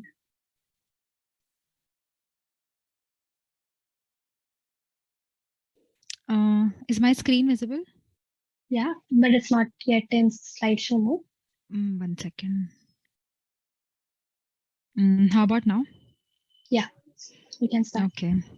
So good evening to all. I'm Ridula Joshi, a final year MBBS student, and the topic of my study is evaluation of the accuracy of sex determination by metric analysis using the dry human radius bone in a Western Indian population. Identification of skeletal remains forms an important task in forensic and medico-legal cases. Sex determination alone narrows down the pool of identification by half. The advantages of using long bones is that the measurements can be easily defined and that epiphyseal and diaphyseal diameters show significant differences among males and females. Out of the 4 methods of sex estimation, morphological and metric methods are more commonly used because of their feasibility. Metric method offers considerable advantage in employing statistical methods, being objective and not influenced by observers' level of expertise. The aims and objectives of my study include to take standardized anthropometric measurements on radius belonging to known sex, to identify measurements showing statistically significant differences among males and females, and to develop discriminant functions using measurements showing highest predictive value. Coming to the methodology, it was a cross-sectional cadaveric study. 38 radii belonging to known sex and Western Indian population were included. Standard anthropometric instruments were used for taking 16 measurements in millimeters according to standardized anthropometric methods. These figures show measurements being taken on radius using vernier caliper and on osteometric board. Figure 4 shows measurement of surface area of radius using a graph paper. Statistical analysis was done in SPSS software and ethics approval was taken before starting the project. The results of the study show statistically significant sex differences amongst all osteometric variables of the radius. The discriminant score for sex determination as derived from radius is shown on the screen. It employs 4 measurements, including surface area of the radius. When this function is employed on unknown bones, a positive score will indicate that the bone belongs to male sex and a negative will indicate that it belongs to female sex. A classification accuracy of 100% was observed in our study because of deployment of bones of known sex. Cross-validation revealed more accurate results for females. The results were comparable across different population groups. The length and shaft dimensions are more sexually dimorphic because of the prehensile nature of upper limbs and the difference in routine activities of males and females and varying strength and robusticity. The results obtained in the study are specific to the Western Indian population because of the racial and ethnic differences between various subgroups. 1 minute remaining. In our study, surface area emerged as a sexually dimorphic parameter. The authors have utilized a novel method for calculation of surface area using a graph paper. It is advantageous over the 3D method of using CT scan images in being more feasible and cost effective. My study is limited by its small sample size and the utilization of bones of known sex and complete bones. To conclude, I would like to say that the Western Indian population shows high degree of sexual dimorphism with respect to metric dimensions of radius. This is the first study to study 16 measurements on radius for sex determination and may serve as a guide for creation of osteological standards of sex determination using metric dimensions. These are my acknowledgements, references. Thank you. Okay, yeah, thanks, Mridula. I think a few basic questions. So, did you know the age of the, we had some idea about the age of the, that means the cadavers which were there. Also, did you do some other anthropometric or data were available, like as simple as, something like the length, which would be there. And these are that's one. The second is, I think, the graph paper drawing that you showed seemed more like, not really, didn't seem like surface area. It seemed more like an outline of the bone. And obviously then this would not be the surface area. Surface area has to be all around, covering every single aspect. So I think this, as you rightly said, you're saying 2D surface area, but then this is not the surface area. You just draw an outline on the graph paper and see what that is. So at best, it may be close to a particular type of a longitudinal section, a cross section of the bone rather than other things. My sense is that some of these, the radius length would be associated with, let's say, the height of an individual, and I believe all of these were adults, so you could say that they attained their final all of them heights. were adults. But I think if we don't have that, then probably I think we are over analyzing. So the bones used in my study were above 18 years of age. The exact, yeah, agreed. I think so. bone, that I mentioned adults is fine, but I think these other aspects of the height influencing at least the length, and there would be other things which may be influenced. And also, I guess what you're calling as surface area, whether that's truly the surface area. Yes, sir, definitely that is true. We can maybe say that I utilized a longitudinal section of the bone using the graph paper. It is just another cost-effective method as opposed to the surface area calculation by CT scan images. But then let's say, this would be feasible. This just depends how you want to use it. So the current thing would be applicable only when you have a separate bone available, which you had the, option of doing it in an experimental setting. In so-called real world scenario, you would just have maybe just the skeletal remain the entire thing, and then maybe you need to disarticulate and so on and so forth. But all the same, I guess, just look into the basic parts. Obviously, if you find interesting results and you adjust them for the height and other things, and still these are good, I guess, you take it further. Thank you. In the light of these comments, if you had to take it further, anything that you could do, like this cross-sectional surface, could you correlate it with something, do something? Maybe you won't be able to do it yourself, but any suggestion that you could think of? We could, one is again using 3D images of CT scan of bones to calculate surface area, but in a government setting that would not be cost effective. That's totally different. And similarly, the point about height, which has been raised, could you think of a way that you could, try to see how much difference it makes? Because you are looking at using this technique to differentiate whether it's a male or a female. Yes. Isn't it? So if you had to make that nomogram, can you prepare that nomogram in some way, taking the height and all into consideration, height and weight? If I knew time, not part of your study, a separate study.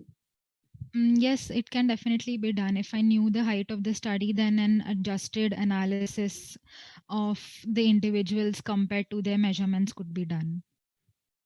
Yeah, like a person of a particular height, then you scan the bone, and then so you first do the surface with a 3D, and then you take the corresponding volume and see. Okay, all right, thank you. Thank you. Thank you, judges, and thank you, Mridula. We would have a next participant, Nikhil Verma. You can.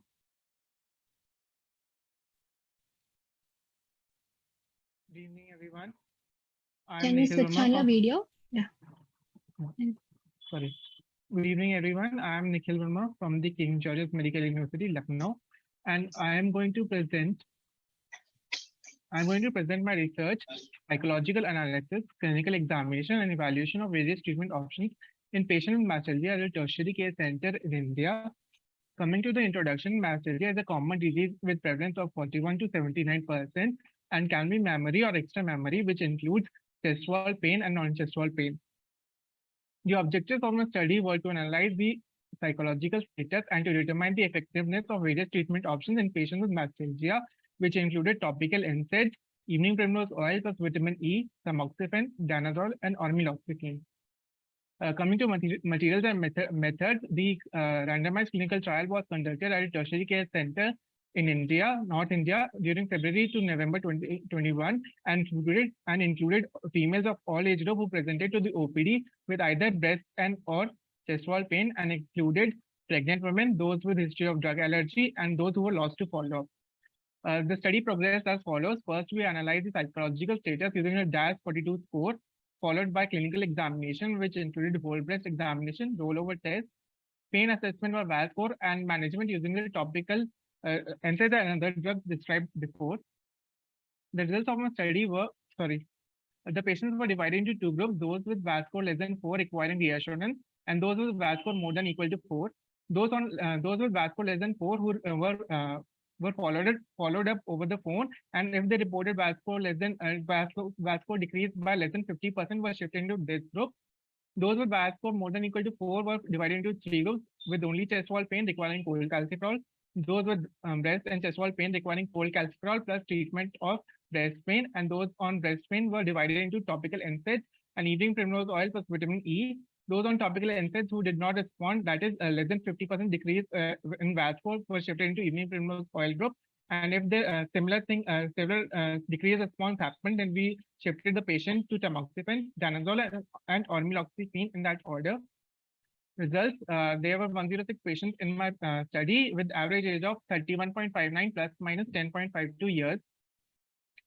I did not find any correlation. We did not find any correlation of DAS-42 scores with the VAS scores, as we can see with the p-values and the scatter plots.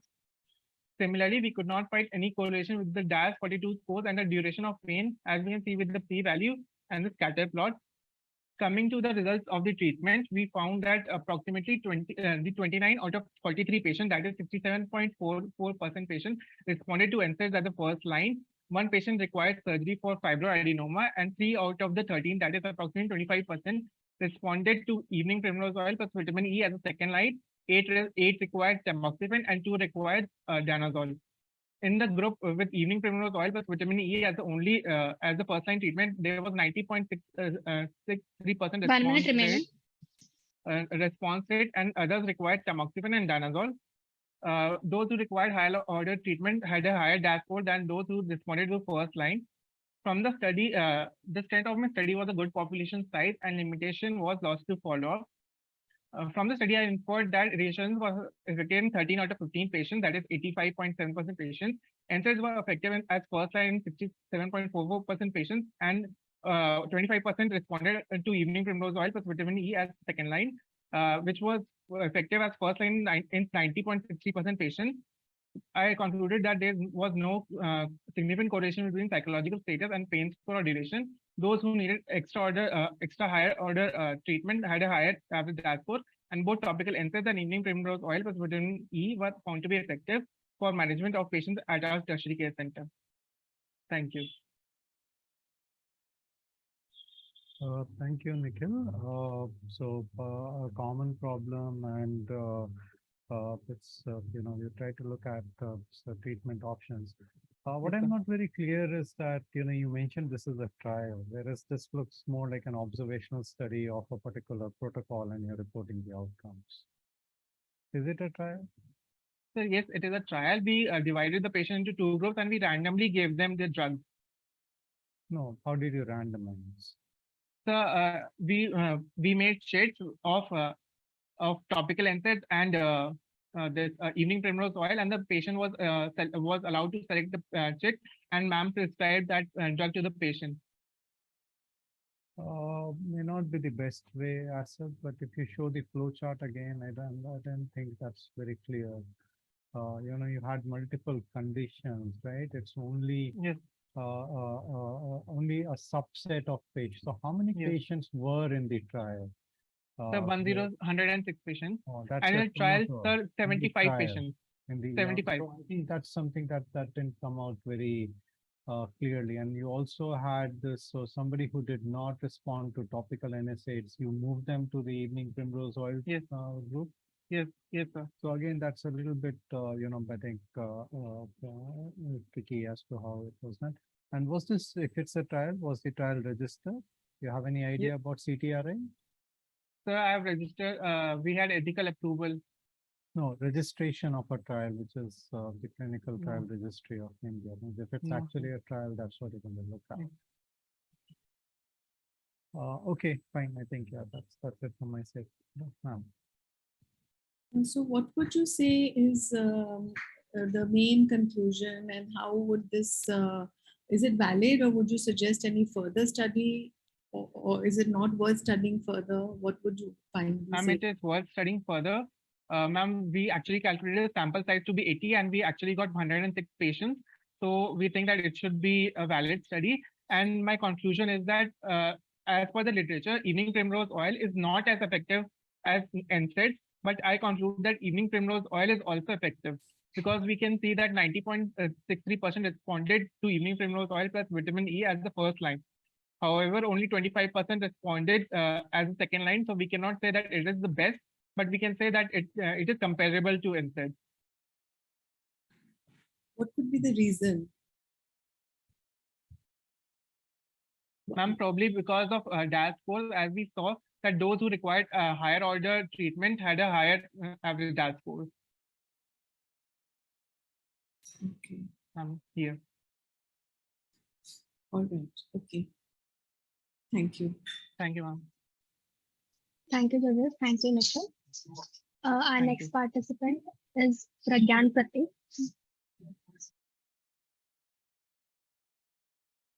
You may stop sharing your screen. Sorry. Yeah.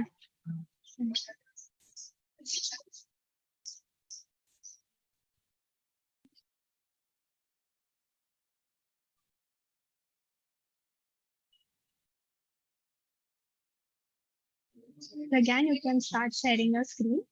Yeah.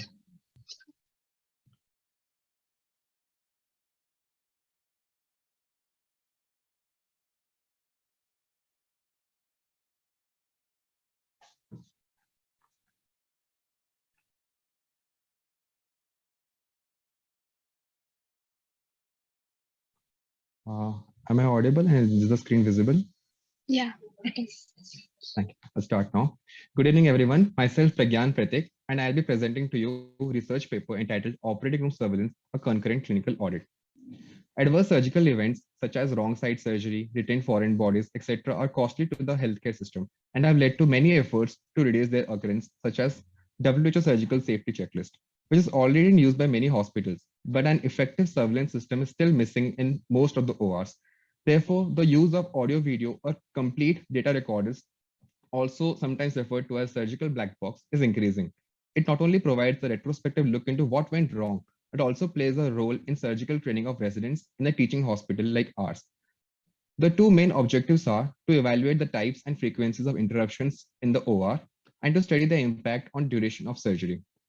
Now, coming on to the methodology, this is a prospective cross-sectional descriptive type of study conducted over a period of 1 month in a selected OR. A total of 38 open and laparoscopic cases conducted in the selected OR were included.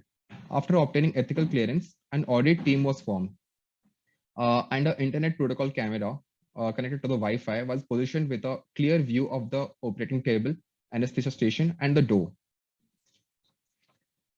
Recordings from the camera, which were retrieved by the student researcher, was analyzed and data was plotted in an Excel sheet. Now coming on to the results, a total of 12 laparoscopic and 26 open procedures were recorded, for which median total duration was 100 minutes and 104.5 minutes respectively.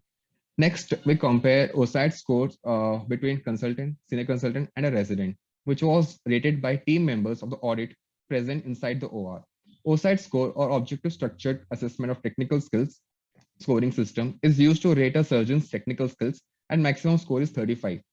As you can see here, senior consultant has a maximum average score that is 30.33, and a resident has an average of 22.71. A total of 8 types of open and 4 types of laparoscopic procedures were identified. Overall, exploratory laparotomy has the longest median duration of 165 minutes, and swelling excision had the shortest median duration of 50 minutes. Next, coming on to the interruptions in the OR. OR door open median of 17 times per case, or approximately once in every 24 seconds. Headcount in the OR range from average maximum of 15.73 to an average minimum of 10.6. And technical disturbances such as lights or faulty suction was observed in 65.38% of open and 50% of laparoscopic procedures. Surgical instruments occurred in 57.69% of open and 33.33% of laparoscopic procedures. This study is the first of its kind in the country. Use of technology ensured error-free data collection. This study paves a path for establishment of more sophisticated recording devices in future. 1 minute left. Limitations of the study are that noise levels was not recorded and all the ORs of the hospital was not covered, and interop errors could not be recorded due to unavailability of overhead cameras present in OT satellite lights. And to summarize, senior consultants have better surgical skills than a consultant. And even though laparoscopic demand surgical sophisticated instruments, disturbances due to faulty instruments was still seen more in open procedures. In conclusion, this study proves that events disturbing the interop workflow are frequently encountered, and surveillance systems in an OR is necessary to detect such interruptions and reduce the perioperative adverse events. Thank you. Thanks, Pragyan. I think an interesting study towards initiative of patient safety. Just a couple of points. So were these all elective surgeries, or there were some emergency procedures as well? There were 4 emergency procedures, and so I think that needs to be highlighted because the situation may be different. That's one. The second is that who did the scoring in terms of, so you said the videoer, who watched and who scored the surgery or the procedures? There were 2 things here. One was OSAT scoring, which was used to rate the surgeons, the chief surgeon only. There were 3 to 4 surgeons per case. So the chief surgeon was evaluated for 15 minutes by the team member, and OSAT scoring was done. It's a 7 objective No, scoring. sorry. So it was, just tell me. Let's not repeat what you've already told. But who did the scoring? OSAT scoring was done by the team member present in the OT, and data analysis by the camera What was that done. person? Was it a consultant? Was it a resident? Who was it? It may be a resident or an intern. Okay, and how was that standardization done? Before starting the project, in terms of the scoring, were everybody equally trained or used the same thing? So this is fine, right? But yes, sir. I think some in the standardization, how were you trained in using this? Yes, sir. So before, yes, sir. Before starting the project, we had a audit meeting before starting it, and the residents and interns, along with the guide, we had a discussion of the things to be done and the OSAT scoring also. So we each had a copy of the OSAT scoring, and that's one part. But I think while the study was on, it was the scores done simultaneously by 2 people for the same procedure, and kind of agreement looked at. Only then you can say this is valid. Otherwise, a single observation without standardization, there would be questions that would be raised. And one last question is about, did you associate whatever these observations in the OT with the outcomes, let's say, grossly the surgical outcomes, or maybe the infection rates and so on and so forth? Yeah. Thank you. No, sir. The surgical outcomes were not recorded in this study. Okay. Thank you. Thank you, sir. So I have just a small question. One is like an audit. An audit is that you want to sort of quantitatively assess a particular procedure, whether it's going the way it should be. And the other is a proper study. So technically, do you feel there was a proper study question here, or like if you look at what is the research aspect here, rather than just giving you a monitoring or kind of a looking at the losses or something like that. So have you understood my question? Yes, sir. Yes, ma'am. Yeah, so would you like to think of a kind of an actual research question here, rather than just monitoring what are the flaws or the weaknesses in a system? Yes, ma'am. As my second objective was to study the impact of such interruptions hampering the duration of the surgery. So I have done that, but due to time limitations, only one table was shown, and I didn't show the comparison here exactly. That's fine. So I just wanted to understand if you had thought about that. That's okay. Thank you. thank you, ma'am. Thank you, judges. Thank you, Pragya. We would have a next participant, Pujita Santosh Rao. Good evening. Am I audible?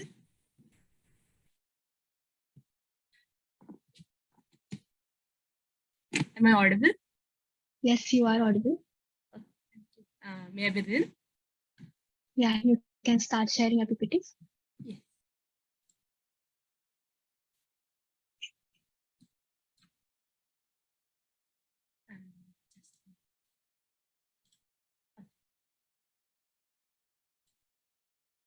It is visible. You can start it. Very good evening to one and all present here.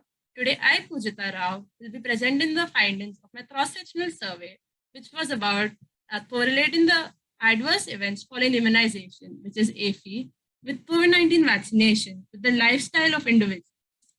So I'm a third-year medical student at HBT Medical College.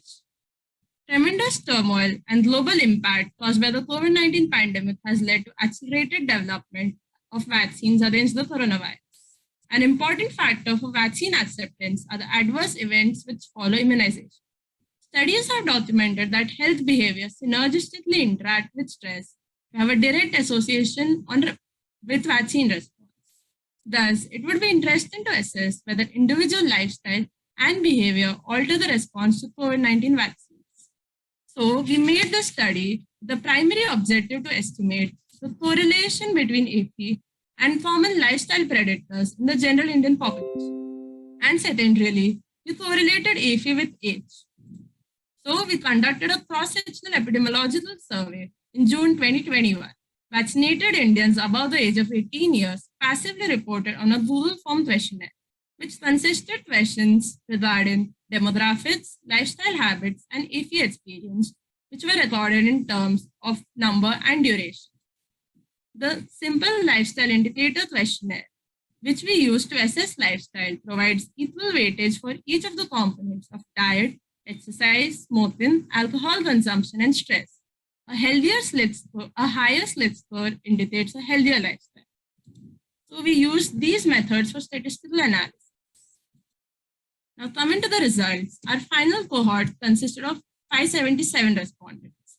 The overall incidence of AFI in our study was 76.4%, out of which the most was 1 to 5 AFI, which were reported in 77% of individuals.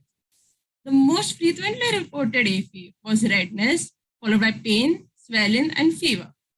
In terms of duration, most, that is 81%, reported AFI for less than 3 days. The mean slit score of the population was 6.61. ANOVA analysis between AFI and slit score was statistically significant for the presence, number, and duration of AFI at 95% confidence interval. These graphs show that as slit score increased, the number of AFI also increased. But duration, however, did not have a linear pattern. We also assessed age. Age ranged from 18 to 84 years. Presence or absence of AFI varied significantly with age.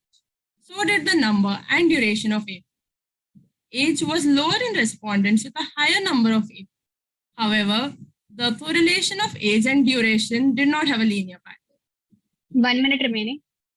The mean and range of the number of AFE was higher in the 18 to 40-year age group as seen in this box chart. Post-hoc analysis was carried out for both slit score and age. This table shows the area of significant variance between the groups. So these were the strengths and limitations of my study. In conclusion, our statistics indicate that balanced diet, mild to moderate exercise, abstinence from smoking and alcohol, reduced stress, and younger age are factors which increase the number and duration of IF. IFs indicate a robust immune response, and experience in one should not be a factor for non-acceptance of COVID-19 vaccine. Thank you for your patient listening. These are my references. Okay, thanks, Pujita. I think explores less studied area. So what we didn't hear in your methods was the criteria for AFEI, what definitions you used, or a reference or a source is one thing. Second is about, what dose of vaccines were these, right? The first dose, second, or the so-called precautionary or booster dose, and whether there was any association with them. So we included both the first and second dose. When we did the study, booster dose was not being given. So only the first and second dose were included.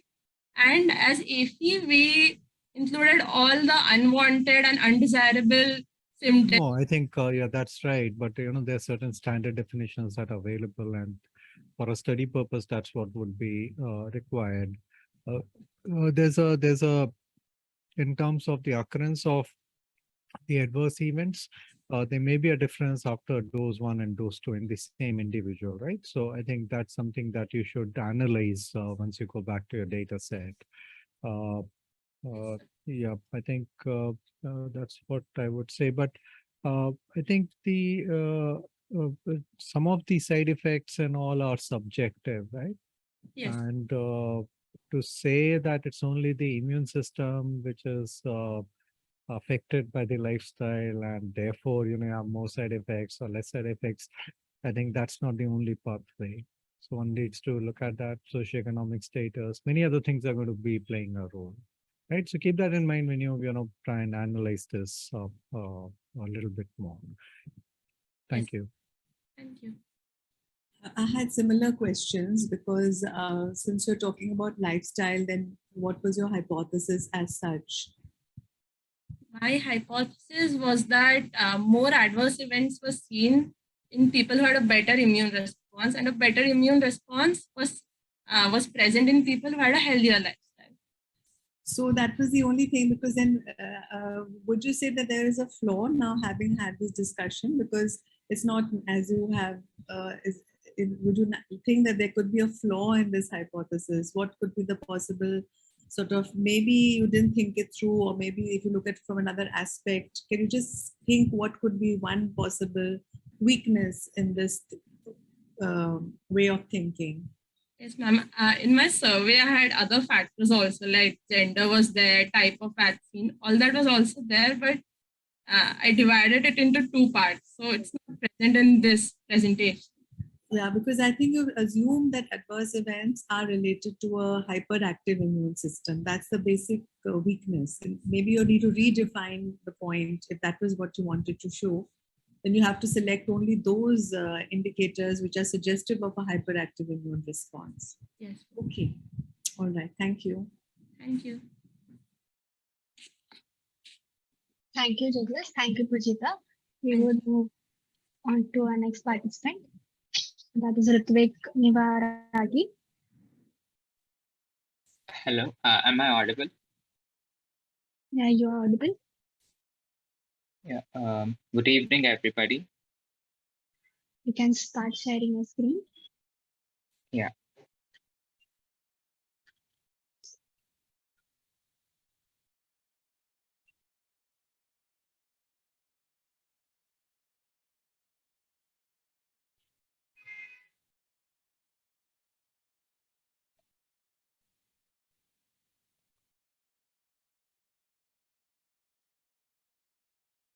Is the PPT visible?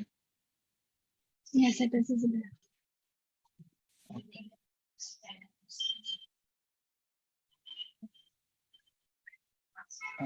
You can start up. Please carry on. Please start, Rutvik. We can see Yeah. the screen and we can hear you.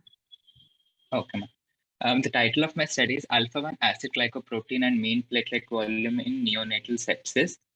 Neonatal sepsis is one of the important cause of mortality in India. The blood culture is the gold standard for the diagnosis of neonatal sepsis, but there is many culture negative sepsis, and it takes a lot of time for the culture report to come. And also the conventional markers of neonatal sepsis are not very specific. So we have chosen the mean platelet volume and alpha-1 acid glycoprotein in our study to check whether their increase or decrease in the levels is associated with the neonatal sepsis or not, and how can we can use to decrease the mortality of the neonates with neonatal sepsis. Can you see the screen? Yes, it is visible and you are also audible.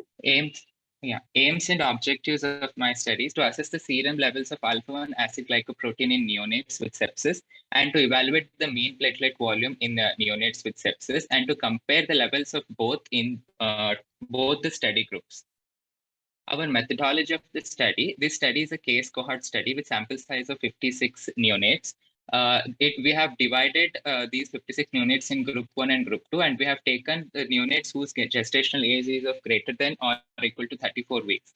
The group 1 is defined as the neonates which are admitted to the NICU with the symptoms other than that of the sepsis, whereas the group 2, we have taken the neonates whose culture the report is negative or positive, but showing two or more than 2 clinical features of sepsis, with sepsis screen being positive. We have further divided group 1 and group 2 in category X and Y according to the day of life. Less than 72 hours of life, that is less than 3 days, is taken as category X, and with greater than 72 hours of life is taken as category Y. The exclusion criteria for our study was the neonates with hematological disorders and the neonates who had undergone any surgical intervention and any neonatal birth trauma or who have given corticosteroids, and the neonates who have congenital anomalies. All these neonates were excluded. And also, according to the different studies, the thrombocytopenia was very much correlating with the neonatal sepsis. We have also taken the neonates who had thrombocytopenia into the study group.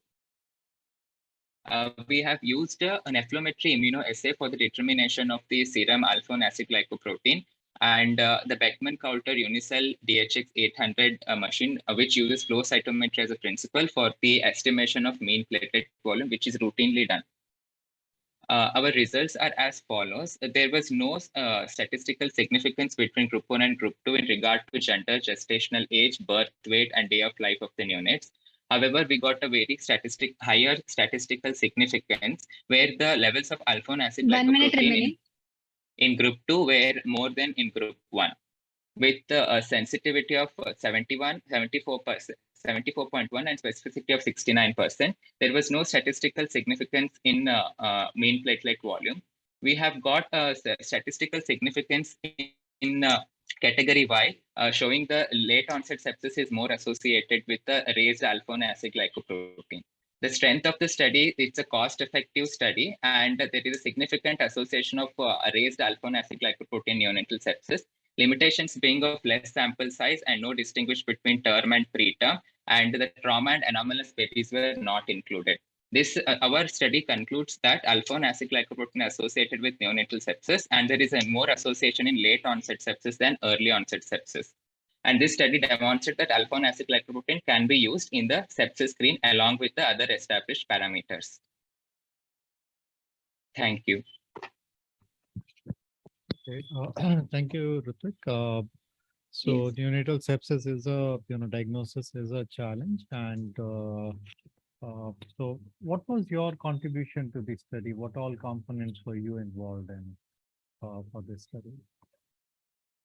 Sir, we used to go to the NICU, and we used to take the patients who had the clinical features of neonatal sepsis and whose sepsis screen is positive, and we used to take the blood samples and run in our pathology labs. And we used to estimate the levels of alpha-1 acid glycoprotein and mean platelet volume. No. So this is all you're describing the methods of this, all these things, what all you did. Yes. or you had some residents supporting you? Yes, sir. We residents were there, but the sample collection and running was done by us, sir. Okay, and how was this glycoprotein estimated? Sir, we have used a nephrometry principle. There is a MESPA I2 equipment in our pathology lab, which uses nephrometry principle. There are reagents where there are antibodies against this particular protein that forms Right. antigen Okay. So, antibody reaction. do you think other markers like procalcitonin and all which are available? Yes, sir. Procalcitonin, So, ferritin, better than that? CRP. Sir, procalcitonin, ferritin are there, but they are not cost effective. The cost is very high. For 15 tests for procalcitonin, it is up to 3,000 rupees. Whereas for alpha-1 acid glycoprotein, it is 1.5K. It is half of the price. However, but CRP, the cost for CRP is still lower than that of the alpha-1 acid glycoprotein. Okay, fine. Yeah, thank you. Thank you. If you had to further improve the level of evidence or the level of information from a study of this kind, I'm not saying that you have to do it, but if you had the ability to do it or later on you would suggest to somebody, would you like to include another group? Other group, ma'am? Yeah, like you had one group of neonates who had other diseases and no sepsis. Another group Yes. which had sepsis but no blood. Yes, ma'am. Blood culture. My further study would be, I would like to check the same thing in a baby, in anomalous babies having a cardiac disease or any other anomalies of the kidney. I would do the separate study for that, taking that in another group. And also the babies who had given corticosteroids and other groups like babies who had undergone neonatal trauma, how those babies affect the alpha-1 acid glycoprotein in those babies, how it will affect. I would like to do add those groups, ma'am. And what about a group of sepsis with positive blood culture? Any point of testing it in that? Ma'am, it can be tested. It can be tested, but in most of the setups, there will be negative blood culture that it shows that is sterile sample, but babies will still die of full-blown sepsis. No, I understand, but to be certain and conclude that yes, your hypothesis is correct, then you have to show that the similar findings are actually seen in babies who had symptoms of sepsis and had positive blood culture, right? Yes, ma'am. Yes. Okay. All right. Thank you. Thank you.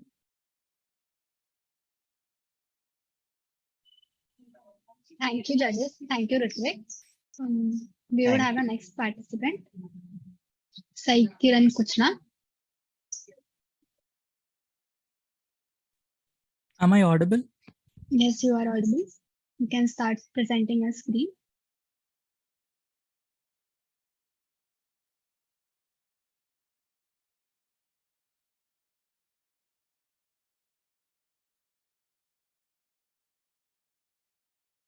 Can you put it on slideshow mode? Is the presentation visible? Yeah, it is. Can you put it on slideshow mode? Definitely. Give me some time. Just a minute. Are the slides changing? Can you confirm for me? Yes, it is changing. Thank you. I'll start my presentation.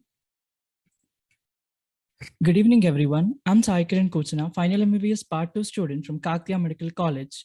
My study is on comparative study on percutaneous versus transurethral cystolithotripsy and TERP for large prostates and large vesical caliculi. Bladder stones are the solid crystal masses formed from the minerals and proteins and are found in the urine, which can be either primary or secondary. Primary are the indigenous vesical stones linked to the nutritional insufficiency, and secondary are frequently associated with bladder outlet obstruction.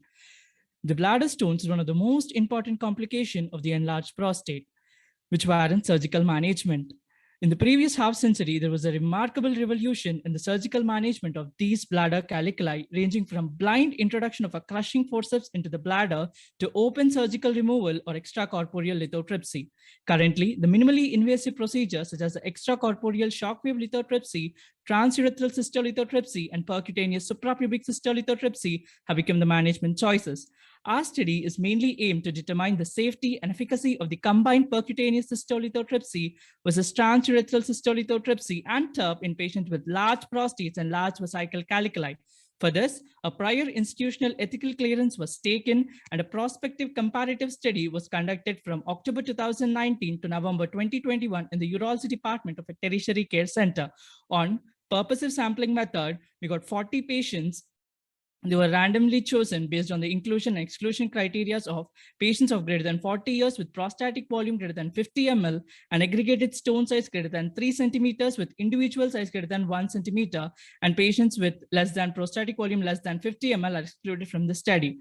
On purposive sampling, we got 40 patients and they were randomized 20 to TCL with TURP group and 20 to PCCL with TURP group. In transurethral cystolithotripsy, a nephroscope of 26 French is introduced into the urethra and the stones were fragmented with Swiss lithocast and they were removed to the nephroscope sheath followed by a regular TURP and Foley's catheter insertion. In PCCL group, in between, as shown in the diagram, in between the pubic symphysis and umbilicus, a skin incision was given, initially a guide wire, then coaxial dilators, and the ampla sheath was placed through which the nephroscope was inserted. The stones were fragmented and removed to the bladder wash, followed by a regular TURP and Foley's catheter inserted. And we found that in both the groups, the patients were comparable in age distribution, but the total size in centimeters in the prostatic volume was relatively higher in PCCL and TURP group, but for the operating time for stone removal was relatively less in PCCL and TURP group. However, statistically, the time required for TURP was similar in both the TUCL and PCCL group. 3 patients in TCUL group had residual stones necessitating a repeat TUCL. Also, the post-operative complications were very, very minor in the form of headache, fever, bladder spasm, and catheter block. The mean follow-up period was about 18.9 months in group 1 and 17.2 months in group 2. No complications were seen, only patient in group 1 developed bulbar stricture. A similar study was also done by Aaron and colleagues from AIIMS New Delhi, and the results were very similar to our study. So I conclude by saying that a combined TURP and PCCL is safe, more effective, and a much faster alternative to combine TURP and TUCL in patients with large bladder caliculi and larger prostates. Thank you, everyone. Okay, thank you, Kiran. So could you just let us know about what your role was in this particular study? And also tell us about whether this was a randomized trial or how was this decided, the allocation? My role was initially helping the collecting the data from the patients, like patient history. Patient history was elicited, and I gave it to my professors, and I also did some manuscript work for this paper, sir. And I was present during when surgery was going on, and it was a randomized study, sir. The patients were randomly chosen, like 20 to TCUL group and 20 to PCCL group. No, it means you don't use the term randomly chosen, right? What was the way you randomization was done? Who decided that this patient's going to go for, transurethral or PCCL? Our professor, sir, did that. So that's not randomization. That's more like, choosing the patient, right? Or deciding whom to give which procedure. And if that's the case, then some of these comparisons would not be appropriate, right? Okay. Yeah, right. Thank you. So if you had to say that what would be the benefit of doing this study, what would you say as such? In case of, I suggest that TUCL with TURP is less efficacious only in the case of larger bladder caliculi, because during the procedure, you have to keep the nephroscope for a prolonged period of time in the urethra, which can predispose to urethral stricture.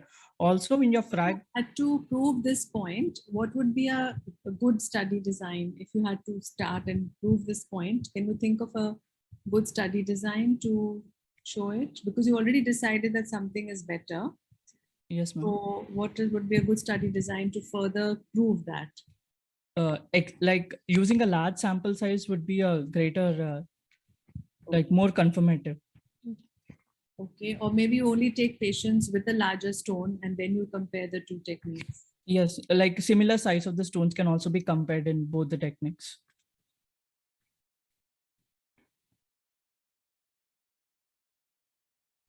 Thank you. That's done.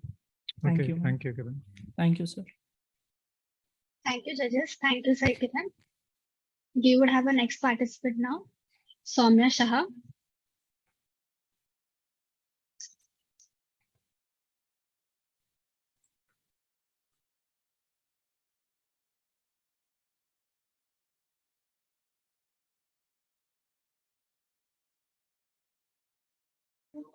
Soumya, you can unmute yourself and start presenting.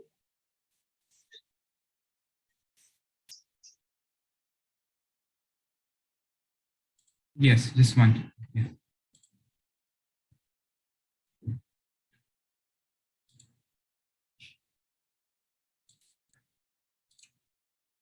Am I audible? Yes, you're audible and the PPT is visible. Good evening, respected judges and my dear friends. Today I'm going to present on mobile phone use by young children and parents' views on the child's mobile phone usage. The smoking gun of the 21st century, the mobile phone. No, I'm not paraphrasing Shakespeare, but I'm paraphrasing Dr. Smith, who in a study where he studied the side effects of mobile phones stated this. Mobile phone usage has creeped into much younger age groups. According to a study done in America by the Common Sense Media, 38% of children using mobile phone from 0 to 8 years literally doubled their usage within the span of 2 years. Hence, this study focuses on the age group of 6 months to 4 years over adolescent or adult age groups, as research on this matter is scarce. The objectives of the study are to find the prevalence of mobile phone use in age group 6 months to 4 years, to study the pattern of usage, and to study the beliefs and attitude of parents about the child's mobile phone usage, including optimal age of use and time of exposure. This study was a cross-section study done for a period of 2 months in a pediatric hospital, in a tertiary care hospital, and it had a sample size of 90 children belonging to 6 months to 4 years of children. A written informed consent and ethics committee approval was taken prior to the study. Now we found 73.34% of the children were using mobile phones and their usage increased with age. This result was found to be statistically significant. When we asked about why the child used the mobile phone, it was mostly due to while they were feeding or when the child was crying. Most of the children used the phone for less than an hour a day and more than 5 times a week. 44% of these children used the mobile phone for educational or recreation purposes, followed by 26% used them for playing video games. Now we come to the parents' beliefs. Most of the parents, about 93.3% of them, believe that the child does not require a mobile phone. However, in the age groups of 3 to 4 years, a noteworthy amount of 13.63% of the parents said the child does require a mobile phone. When we asked the child, why does the child require a mobile phone? The parents replied that 57% of them replied that the child does need the mobile phone for educational purposes, followed by 24.2% said so that they don't trouble them. When we compared our study to other studies, for example, with Kabali, Common Sense Media, and UMIBEC, we found that mobile phone usage is comparatively much lesser than other studies, and no ownership of mobile phones was seen in the current study.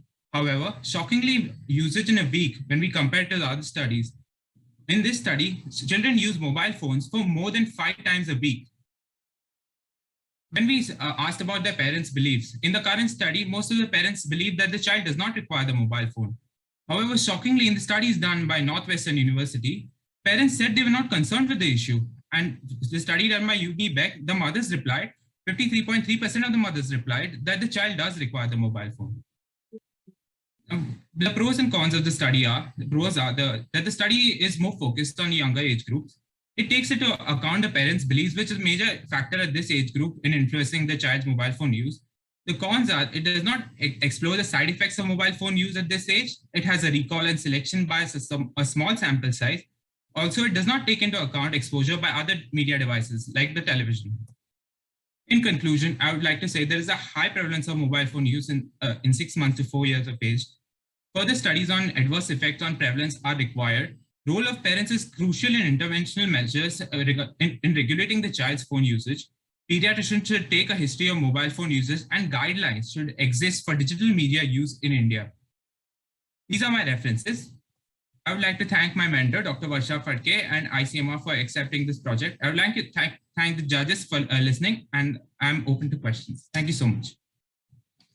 Thanks, Soumya. I think it certainly is an emerging issue and maybe problem to an extent. Did you had a sample size and at a tertiary care hospital? What do we have an idea about the socioeconomic strata which these families came from? Yes, sir. In the questionnaire which we designed, we also asked the socioeconomic scale, and measured it with Kuppuswamy scale. However, we did not find it. Mostly belonged to middle or lower middle class society. However, we did not find any relation between the socioeconomic scale and mobile phone usage. Since mobile phones have become so accessible now, even the smartphones have become so.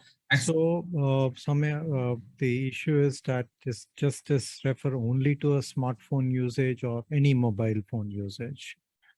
It is to any mobile phone usage, because right. So you need to differentiate between the two, because the basic telephone would have certain features and the smartphones would have certain features. And also, how many of these? I think it's not a great idea to club requirement for education and recreational activities, which you kind of showed as a major reason in older children. I think the educational part has to be separate because during COVID, the classes were online and so on. So that's, I think that's a better way to analyze. Thank you. So I'd like to add to that question, sorry. This study was done before COVID. So that time the factors were. So before COVID means which year? When I was in second year, around 3 years, 2-3 years ago. So. 3 years back. Yeah. Okay, so, okay, fine. Yeah. Thank you, sir. So Soumya, I have a few questions as well. So did you capture the information whether it was a mobile phone or a smartphone? Yeah, yes, ma'am. When we in the questionnaire, we asked detailed questions about apps or which are available, and accordingly they told us what digital is it a digital phone or a smartphone. But when the parameters of the digital phone were considered, they were all considered about amount of exposure and number of times they used it. I just wanted to know that out of these 90 patients, were there any where it was not a smartphone? Like, was it any with a simple, just a push button phone? In few lower economic classes, there were a total of 5 parents who did not have a smartphone.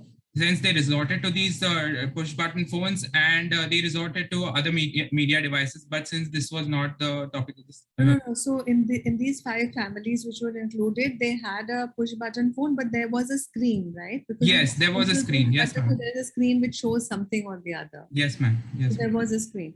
Other point I wanted to ask was that 0 to 4, like education, was it like just a nebulous question that they feel is important for education? Like what education 0 to 4 were they getting from the smartphone? Just a general question that. Yes, ma'am, I understand. Did you specify that why are you giving it to your child? And did they mention education 0 to 4? I've structured the question this way. Why? What do they exactly see? And when they replied, they said they see their phonetic stuff about vocabulary. Some videos are there. Some videos of some activities and all those. Or some specific like awareness or kind of patient with the child getting. Yes. Okay, fine. All right. Thank you. Thank you, ma'am.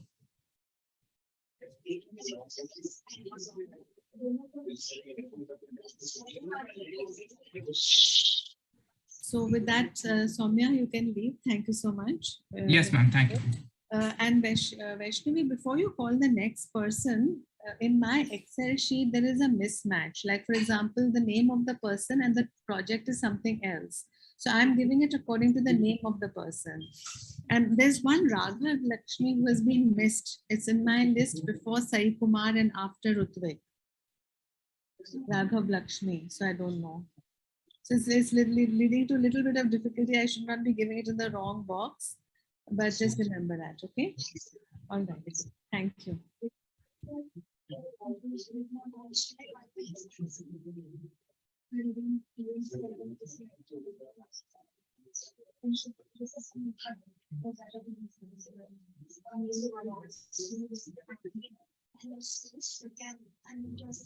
So Vaishnav, you're not audible. I don't know why. Yeah. Am I audible? Sirish, you are? Yeah.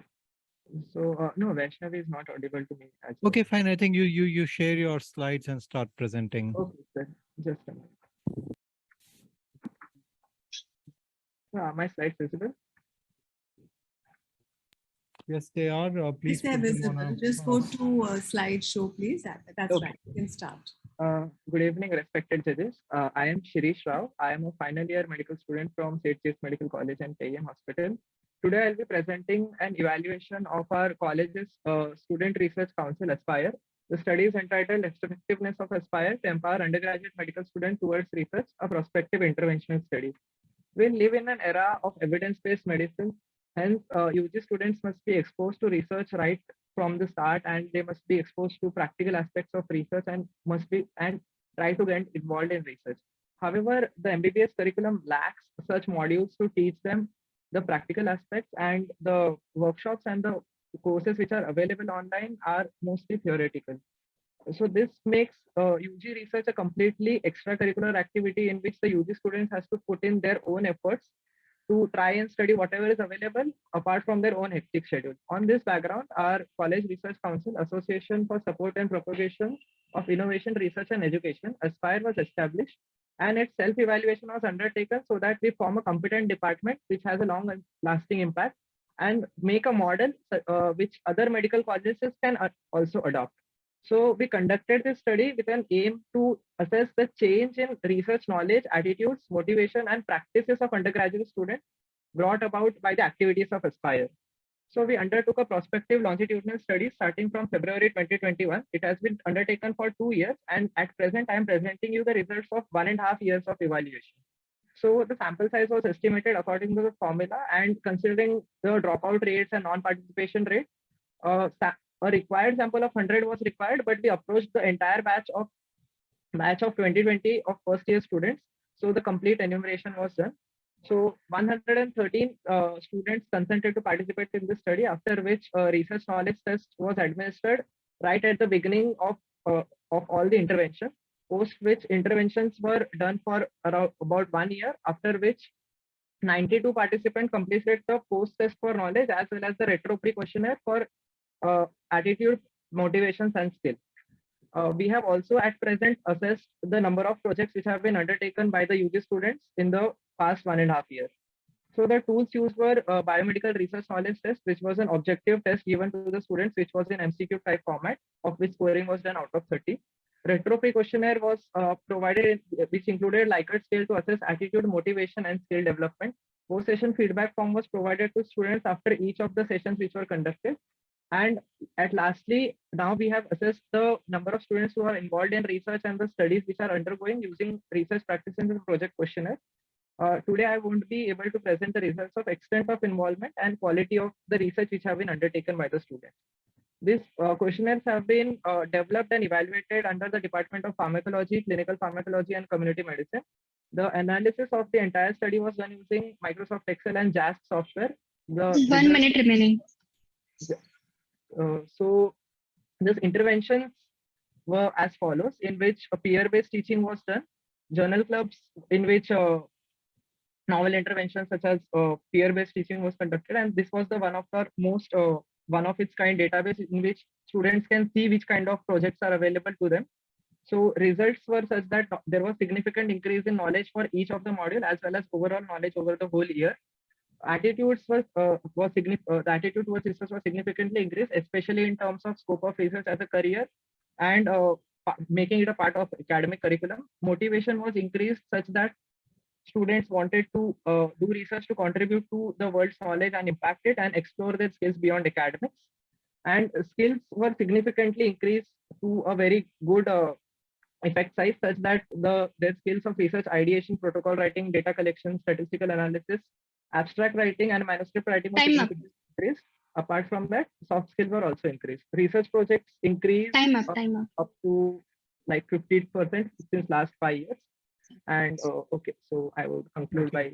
I think Sirish, thank you. I think that describes. I may have exceeded the time. Describes the activities, and I think commendable effort overall as an activity. But let's say when you want to evaluate the impact, what means how did you standardize your questionnaires, or how did you validate your questionnaires? Okay, sir. So the research knowledge test which was done, which was undertaken, that was found by assessing the already existing tests which are there. So the questions were taken from them and were made to the level of UG standards, and then they were validated from the departments, and content validity ratio of each question was taken. Then the attitudes and motivation questionnaire was again taken from the studies which already did research attitude and motivation studies, but few were again the questions were taken such that they are more suitable to UGs, and then they were again validated from all the departments, and content validity ratio of each of these questionnaire was calculated, and then only we administered them. Okay, thank you. Thank you, sir. So Shirish, who has started this Aspire, your division of medical research and innovation? They have started this. No, ma'am. So it is a completely student-led initiative. Dr. Alhar was an intern who started this in 2018. He founded this, and then after which he had to leave. So I overtook as a secretary, and this entire model has been ideated and structured by me and my team. Okay, so under the guidance of faculty members. Okay, and then the study design of how to look at the impact and all that you only did. Yes, ma'am. Okay. Any biases that could have come because you yourself have created it, so you may be having a conflict of interest and a motivation to show it is improved. So how do you take care of that? Okay, ma'am. So there is a chance of bias in terms of the subjective assessment, that is the retro pre-questionnaire which the students are filling. So this questionnaire was given such that research can improve, research is a good scope of career option. Before the intervention, after the intervention, both were given. So it is on the subjective judgment of the participant on how he has perceived it. So we have not tried to manipulate any data out of whatever we have received. We have we have also tried to validate it from another unbiased person who was out of this study, and they have seen this data and they have okayed it. Okay, fine. Thank you. Thank you so much, ma'am. Thank you, judges. Thank you, Shirish Rao. Now we would have our next participant, Tejasvi Patil. Oh, hello, am I audible? Yeah, you are audible. You can share your PPT and start presenting. Okay. Is my screen visible? Yeah, it is visible, but the PPT is not yet visible. Now it is visible. Okay, I'll start. Yeah, you can start. Good evening, respected judges and everyone present. I am Tejasvi Patil. I am a third minor MBBS student from State GS Medical College and KEM Hospital, Mumbai. I'll be presenting on the topic Online Teaching, Learning and Health Outcomes, Impact on Medical Undergraduate Students. Introduction. The COVID-19 pandemic has impacted all aspects of our lives, including education. Online education has become a norm since the pandemic, and there was a complete shift in the medical curriculum from the traditional classroom-based and hospital-based clinics to online lectures and practicals. Due to this, the medical students face several problems. Though the new CBNE curriculum implemented from the batch of 2019 took into consideration the modules on group discussions and 8 form, implementing these in the online format required time. The non-CBNE pre-final and final year students who needed actual patient interaction missed on this learning. Very few studies in India reflect on the learning outcomes of the students from online education. Aims and objectives of our study were online teaching of both non-CBNE and CBNE curriculum, learning outcomes of their online education, and health-related problems to online teaching and learning. It was a cross-sectional questionnaire-based study. 346 students was the sample size. Snowball sampling method was used. MBBS students were included, and only those who consented for the study were included. Interns, PG residents, paramedical science students, and those not willing to give the consent were excluded. The duration of study was from July 2021 to August 2021. The study was commenced after IC approval. A questionnaire was created using Google Forms. The form was circulated using WhatsApp and email. The questionnaire was filled by the participants fulfilling the inclusion criteria. Link to the informed consent document was present in the questionnaire itself. Participants were able to fill the questionnaire only after giving the consent. Data was entered in MS Excel. Socio-demographic details and perceptions about the online teaching, learning, and health outcomes. They were analyzed using descriptive statistics and frequency distribution.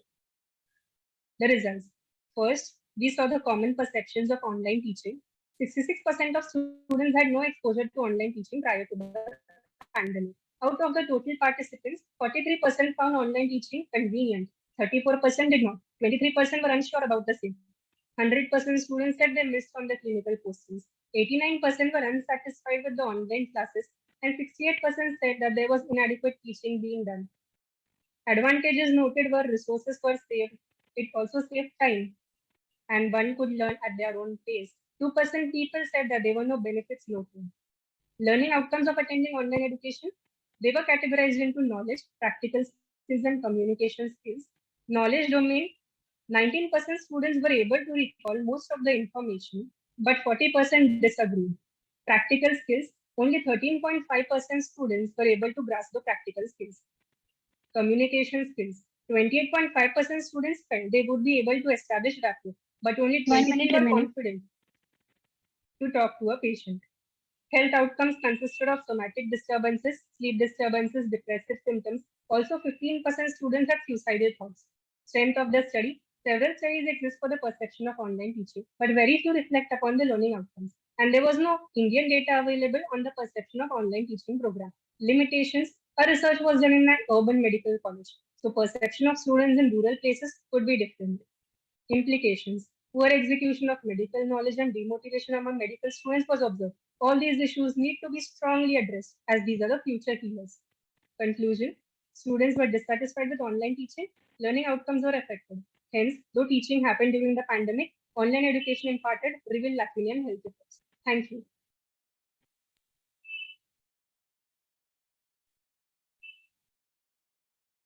Okay, thank you, Tejasvi. I think that highlights the issues with online teaching, which anyway means, I guess, that seemed to be the available option during the pandemic period. So what could be a more objective way to assess the impact? So this was more like a questionnaire, what their self-perception is. What would be a more objective way to see how their knowledge or skills have been affected? So we could develop a scale of our own to see how the skills are affected. But in this study, we use the Likert scale. So this is self-perception. You ask me whether I gained from a online session, it's yes or a no, and so on. But that's subjective, right? But how would what would be a more objective way to assess these domains, both knowledge and skill? Yes, so that's what I'm saying.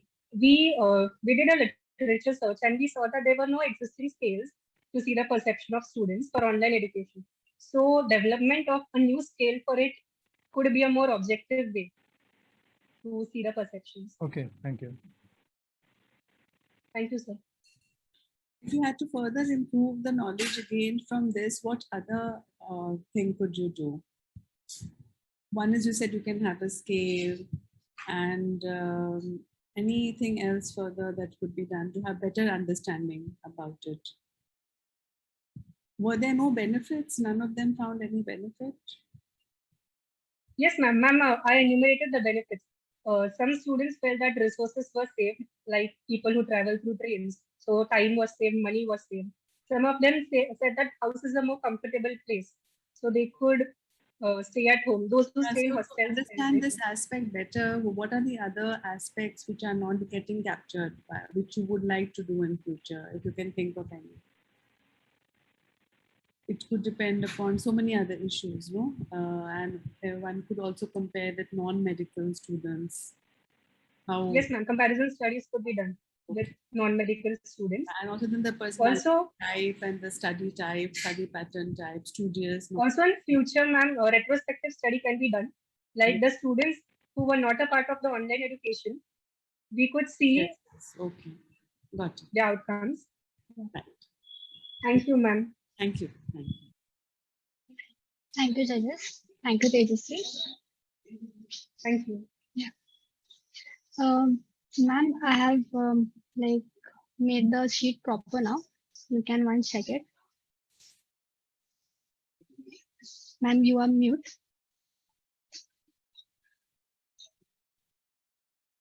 Did my sheet?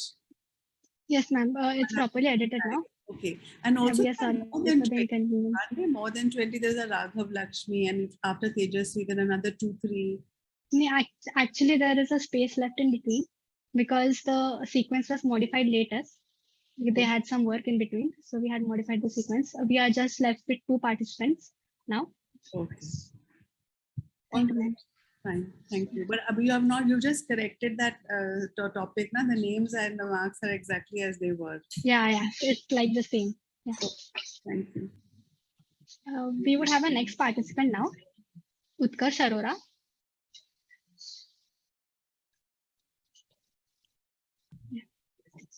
You can share your PPT and start presenting.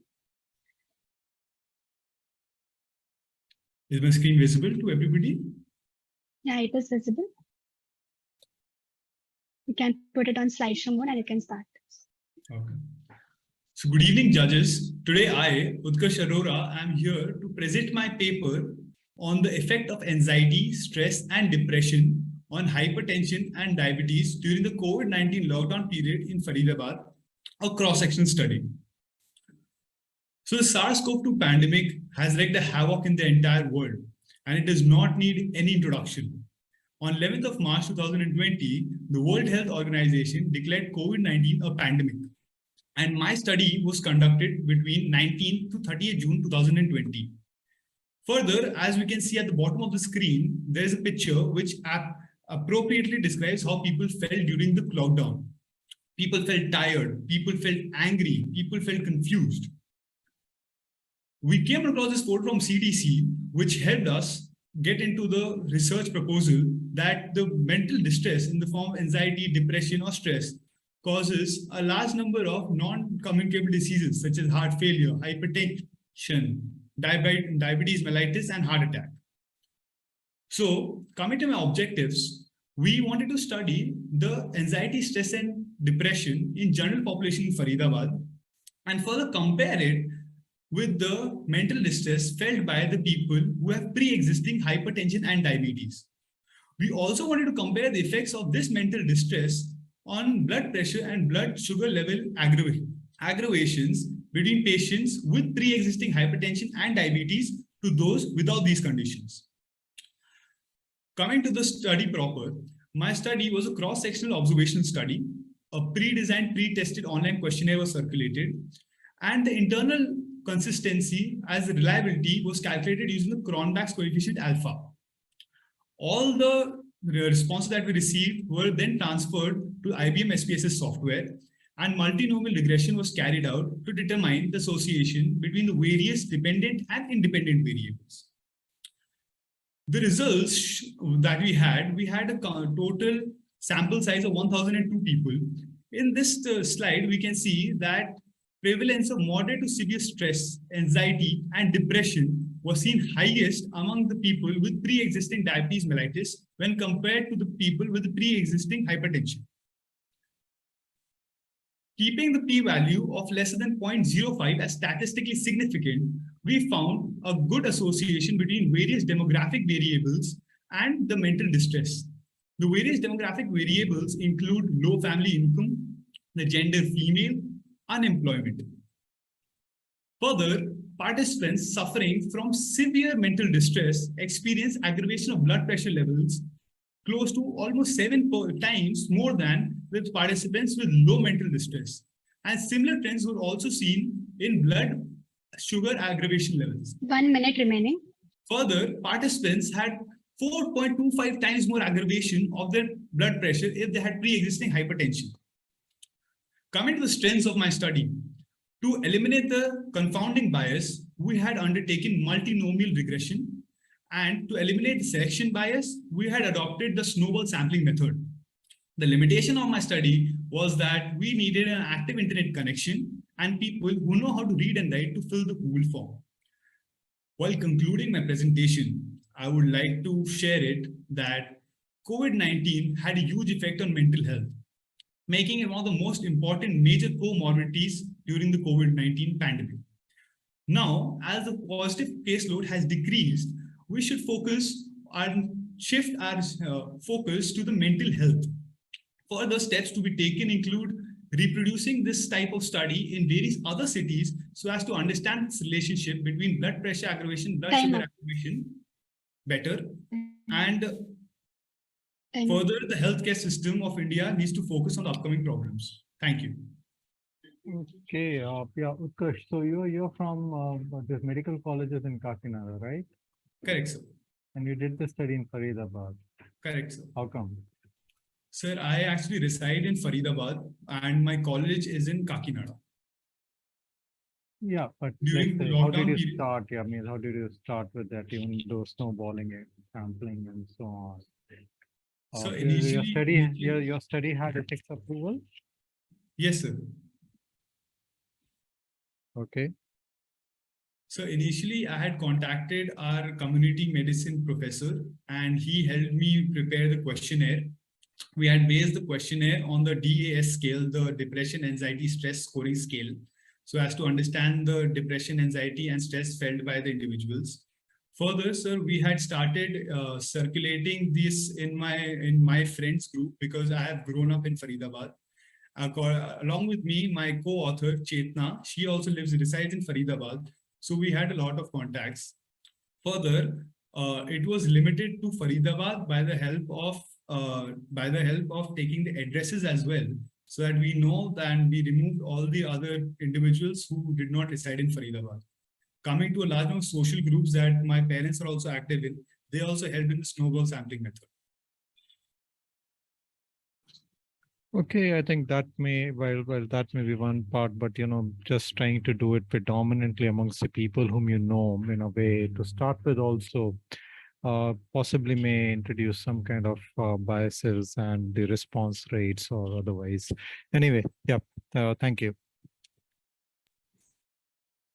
So with that background, if you wanted to improve the quality of the research work or sort of truly reflect or better reflect what the actual state is, could you think of another modification that you could do to take this further, to have a better answer? So, ma'am, to have a better approach to the whole research topic, basically, I think it's all a question of the sample. It's very critical, the sample population in which this has been studied. So as you have said, it is a particular social circle, and so if you wanted to improve and really see how else could it be done ideally? Ma'am, more ideally, it could have been a physical questionnaire, which could have been circulated to the different low socioeconomic status, ma'am, as well as it can also be circulated to the nearby hospitals, schools as well, which it was done because my parents and my friends, and also some of the help that I got from some of the contacts of my college in Kakinada, we were able to access and approach some of the doctors who helped us get more responses from the patient. Okay, thank you. Thank you. Thank you, Joseph. Thank you, Utkarsh. We would have our next participant now, Yash Kamath. You can share your PPT and start presenting.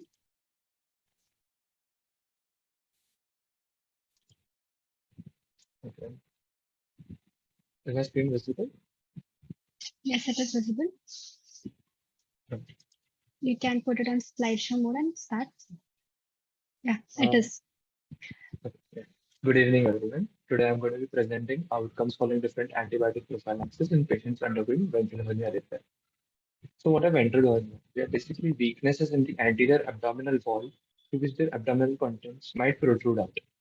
So the surgery we undertake to repair this is ventral hernia repair with mesh plastic. And as is quite common with surgeries, there might be a surgical site infection or an SSI, which causes an increase in post-operative morbidity and cost of treatment as well as increased duration of treatment. So as a curative for this, we have the antibiotic prophylaxis. And our study deals with the antibiotic prophylaxis followed in our center, which is two different ones, which is 3D cohort and the MD cohort. So the 3D cohort or the 3-dose cohort is the group which gets one antibiotic dose before, one during, and one after surgery, whereas the MD cohort is any other cohort which uses more than 3 doses for treatment. The objectives were to know the incidence of SSIs following ventral hernia repair and to compare the incidence across cohorts and surgical parameters. Our study was a prospective observational cohort study started after due ethical approval conducted between December 2019 to September 2021 with an exception period from March 2020 to May 2021 because of the lack of surgeries due to COVID-19 lockdown. All recruited participants were followed up for 180 days post-op following the WHO surveillance guidelines, and the study variables considered were patient demographics, comorbidities, and operative parameters. The methods followed was as follows. Day 0 was the recruitment day when the patients had a surgery, along with the collection of all of their data, demographic and operative data. Day 5, 14, 30, and 180 of the post-op were follow-up with the telephones or outpatient or inpatient review based on patient convenience. This is the surveillance sheet followed for our project, and this is the results. So of the 74 participants recruited, the mean age was 48.6 years, and the males were 54% of the population. As you can see with the comorbidities, hypertension, smoking, COPD, and diabetes, the p-value is insignificant, which implies that both the groups are similar in composition and can be used for comparison. Coming to the results further, we have 71.6% of the hernias were of the umbilical type. As you can see from the contingency tables on the right, for the cohort grouping and the drain grouping, the p-values are insignificant, implying that 3D or MD cohort did not have a significant difference in the SSI outcome. And similarly, the presence or absence of a drain also did not affect the SSI outcome. However, the method of operation had a significant difference, wherein the open type of surgeries had more SSIs than the laparoscopic type. So there is no difference in the SSI rates amongst the cohorts. So this implies that even with a shorter duration of treatment or a lower dosage 1 minute remaining. even with a lower dose of treatment, we can achieve the same SSI coverage. Incidence of SSIs was more in open surgeries. This is to be expected since open surgeries have higher chance of contamination compared to the laparoscopic ones. The presence or absence of drains did not affect the SSIs, as in there was no significant outcome in this regard, and previous systematic reviews also conclude the same thing. They are not able to properly establish this. However, we established the efficacy of 180-day follow-up, as in we recorded 2 recurrences at a 180-day follow-up, and a previous study says that 90% of SSIs can be captured by 90 days. The strength of our study is the 2 cohort designs and the fact that we set a precedence for other institutes following similar different antibiotic regimes compared to the standard norm. Limitations would be the small sample size due to COVID-19 and its non-randomized design. Implications would be that shorter antibiotic prophylaxis are just as effective, and it will help us in Time up. reducing the antibiotic resistance. Time up. And one-day follow-up is essential for VHR. Okay, Yash. So, yeah, thanks for your presentation. So, a couple of questions. As you yourself said, I guess the shorter duration antibiotic, at least for prophylaxis, is a norm. So, why did your study or place have multiple doses being given, and what were the antibiotics used for the prophylaxis? So the standard is generally a shorter duration one, but these are provider differences. So basically, it is at the discretion of the head of the unit to decide what antibiotic to be given and for what duration. It might be possible to cover for the Indian scenario or the lack of hygiene that there might be given a longer duration antibiotic. And the most common antibiotics were augmentin or cefuroxime, which was given. So why would you say that, the poor hygiene part is going to contribute? The prophylaxis is whatever. So there are certain, for any surgery of this type, there would be certain pre-op preparation, right? And that would take care of it. At the same time, the skin asepsis before the procedure would take care of that. So I don't think that's good enough a reason for an elective surgery. Certainly not. You may have argued if it was an emergency surgery and there was some procedures done in not completely aseptic preparation, then it may be a possibility. But other than that, is there any other reason? So actually, it is because we were assessing our institute's policies, and our institute has these two differing regimens, which is what we wanted to cover. That a shorter regimen would be more efficacious or like better for Okay, I antibiotic think that's stewardship. as well. maybe a better way to highlight it in terms of what you're trying to look at is the existing practices and comparing what the results are. And it's, I think, as you rightly said, it may be more a provider decision, which may have certain considerations which may not be very, let's say, scientific, but all the same, these are in practice. So from that perspective, trying to get data to improve the practices is certainly welcome. Thank you. Thank you. So I just wanted to check that it was a observational study, isn't it? Yes, ma'am. Observation. And your role was what exactly? My role was patient recruitment, data collection, and analysis. Okay. Fine. All right. Thank you. Thank you. Thank you, judges. Thank you, Yash Khanna. You may lead the meeting.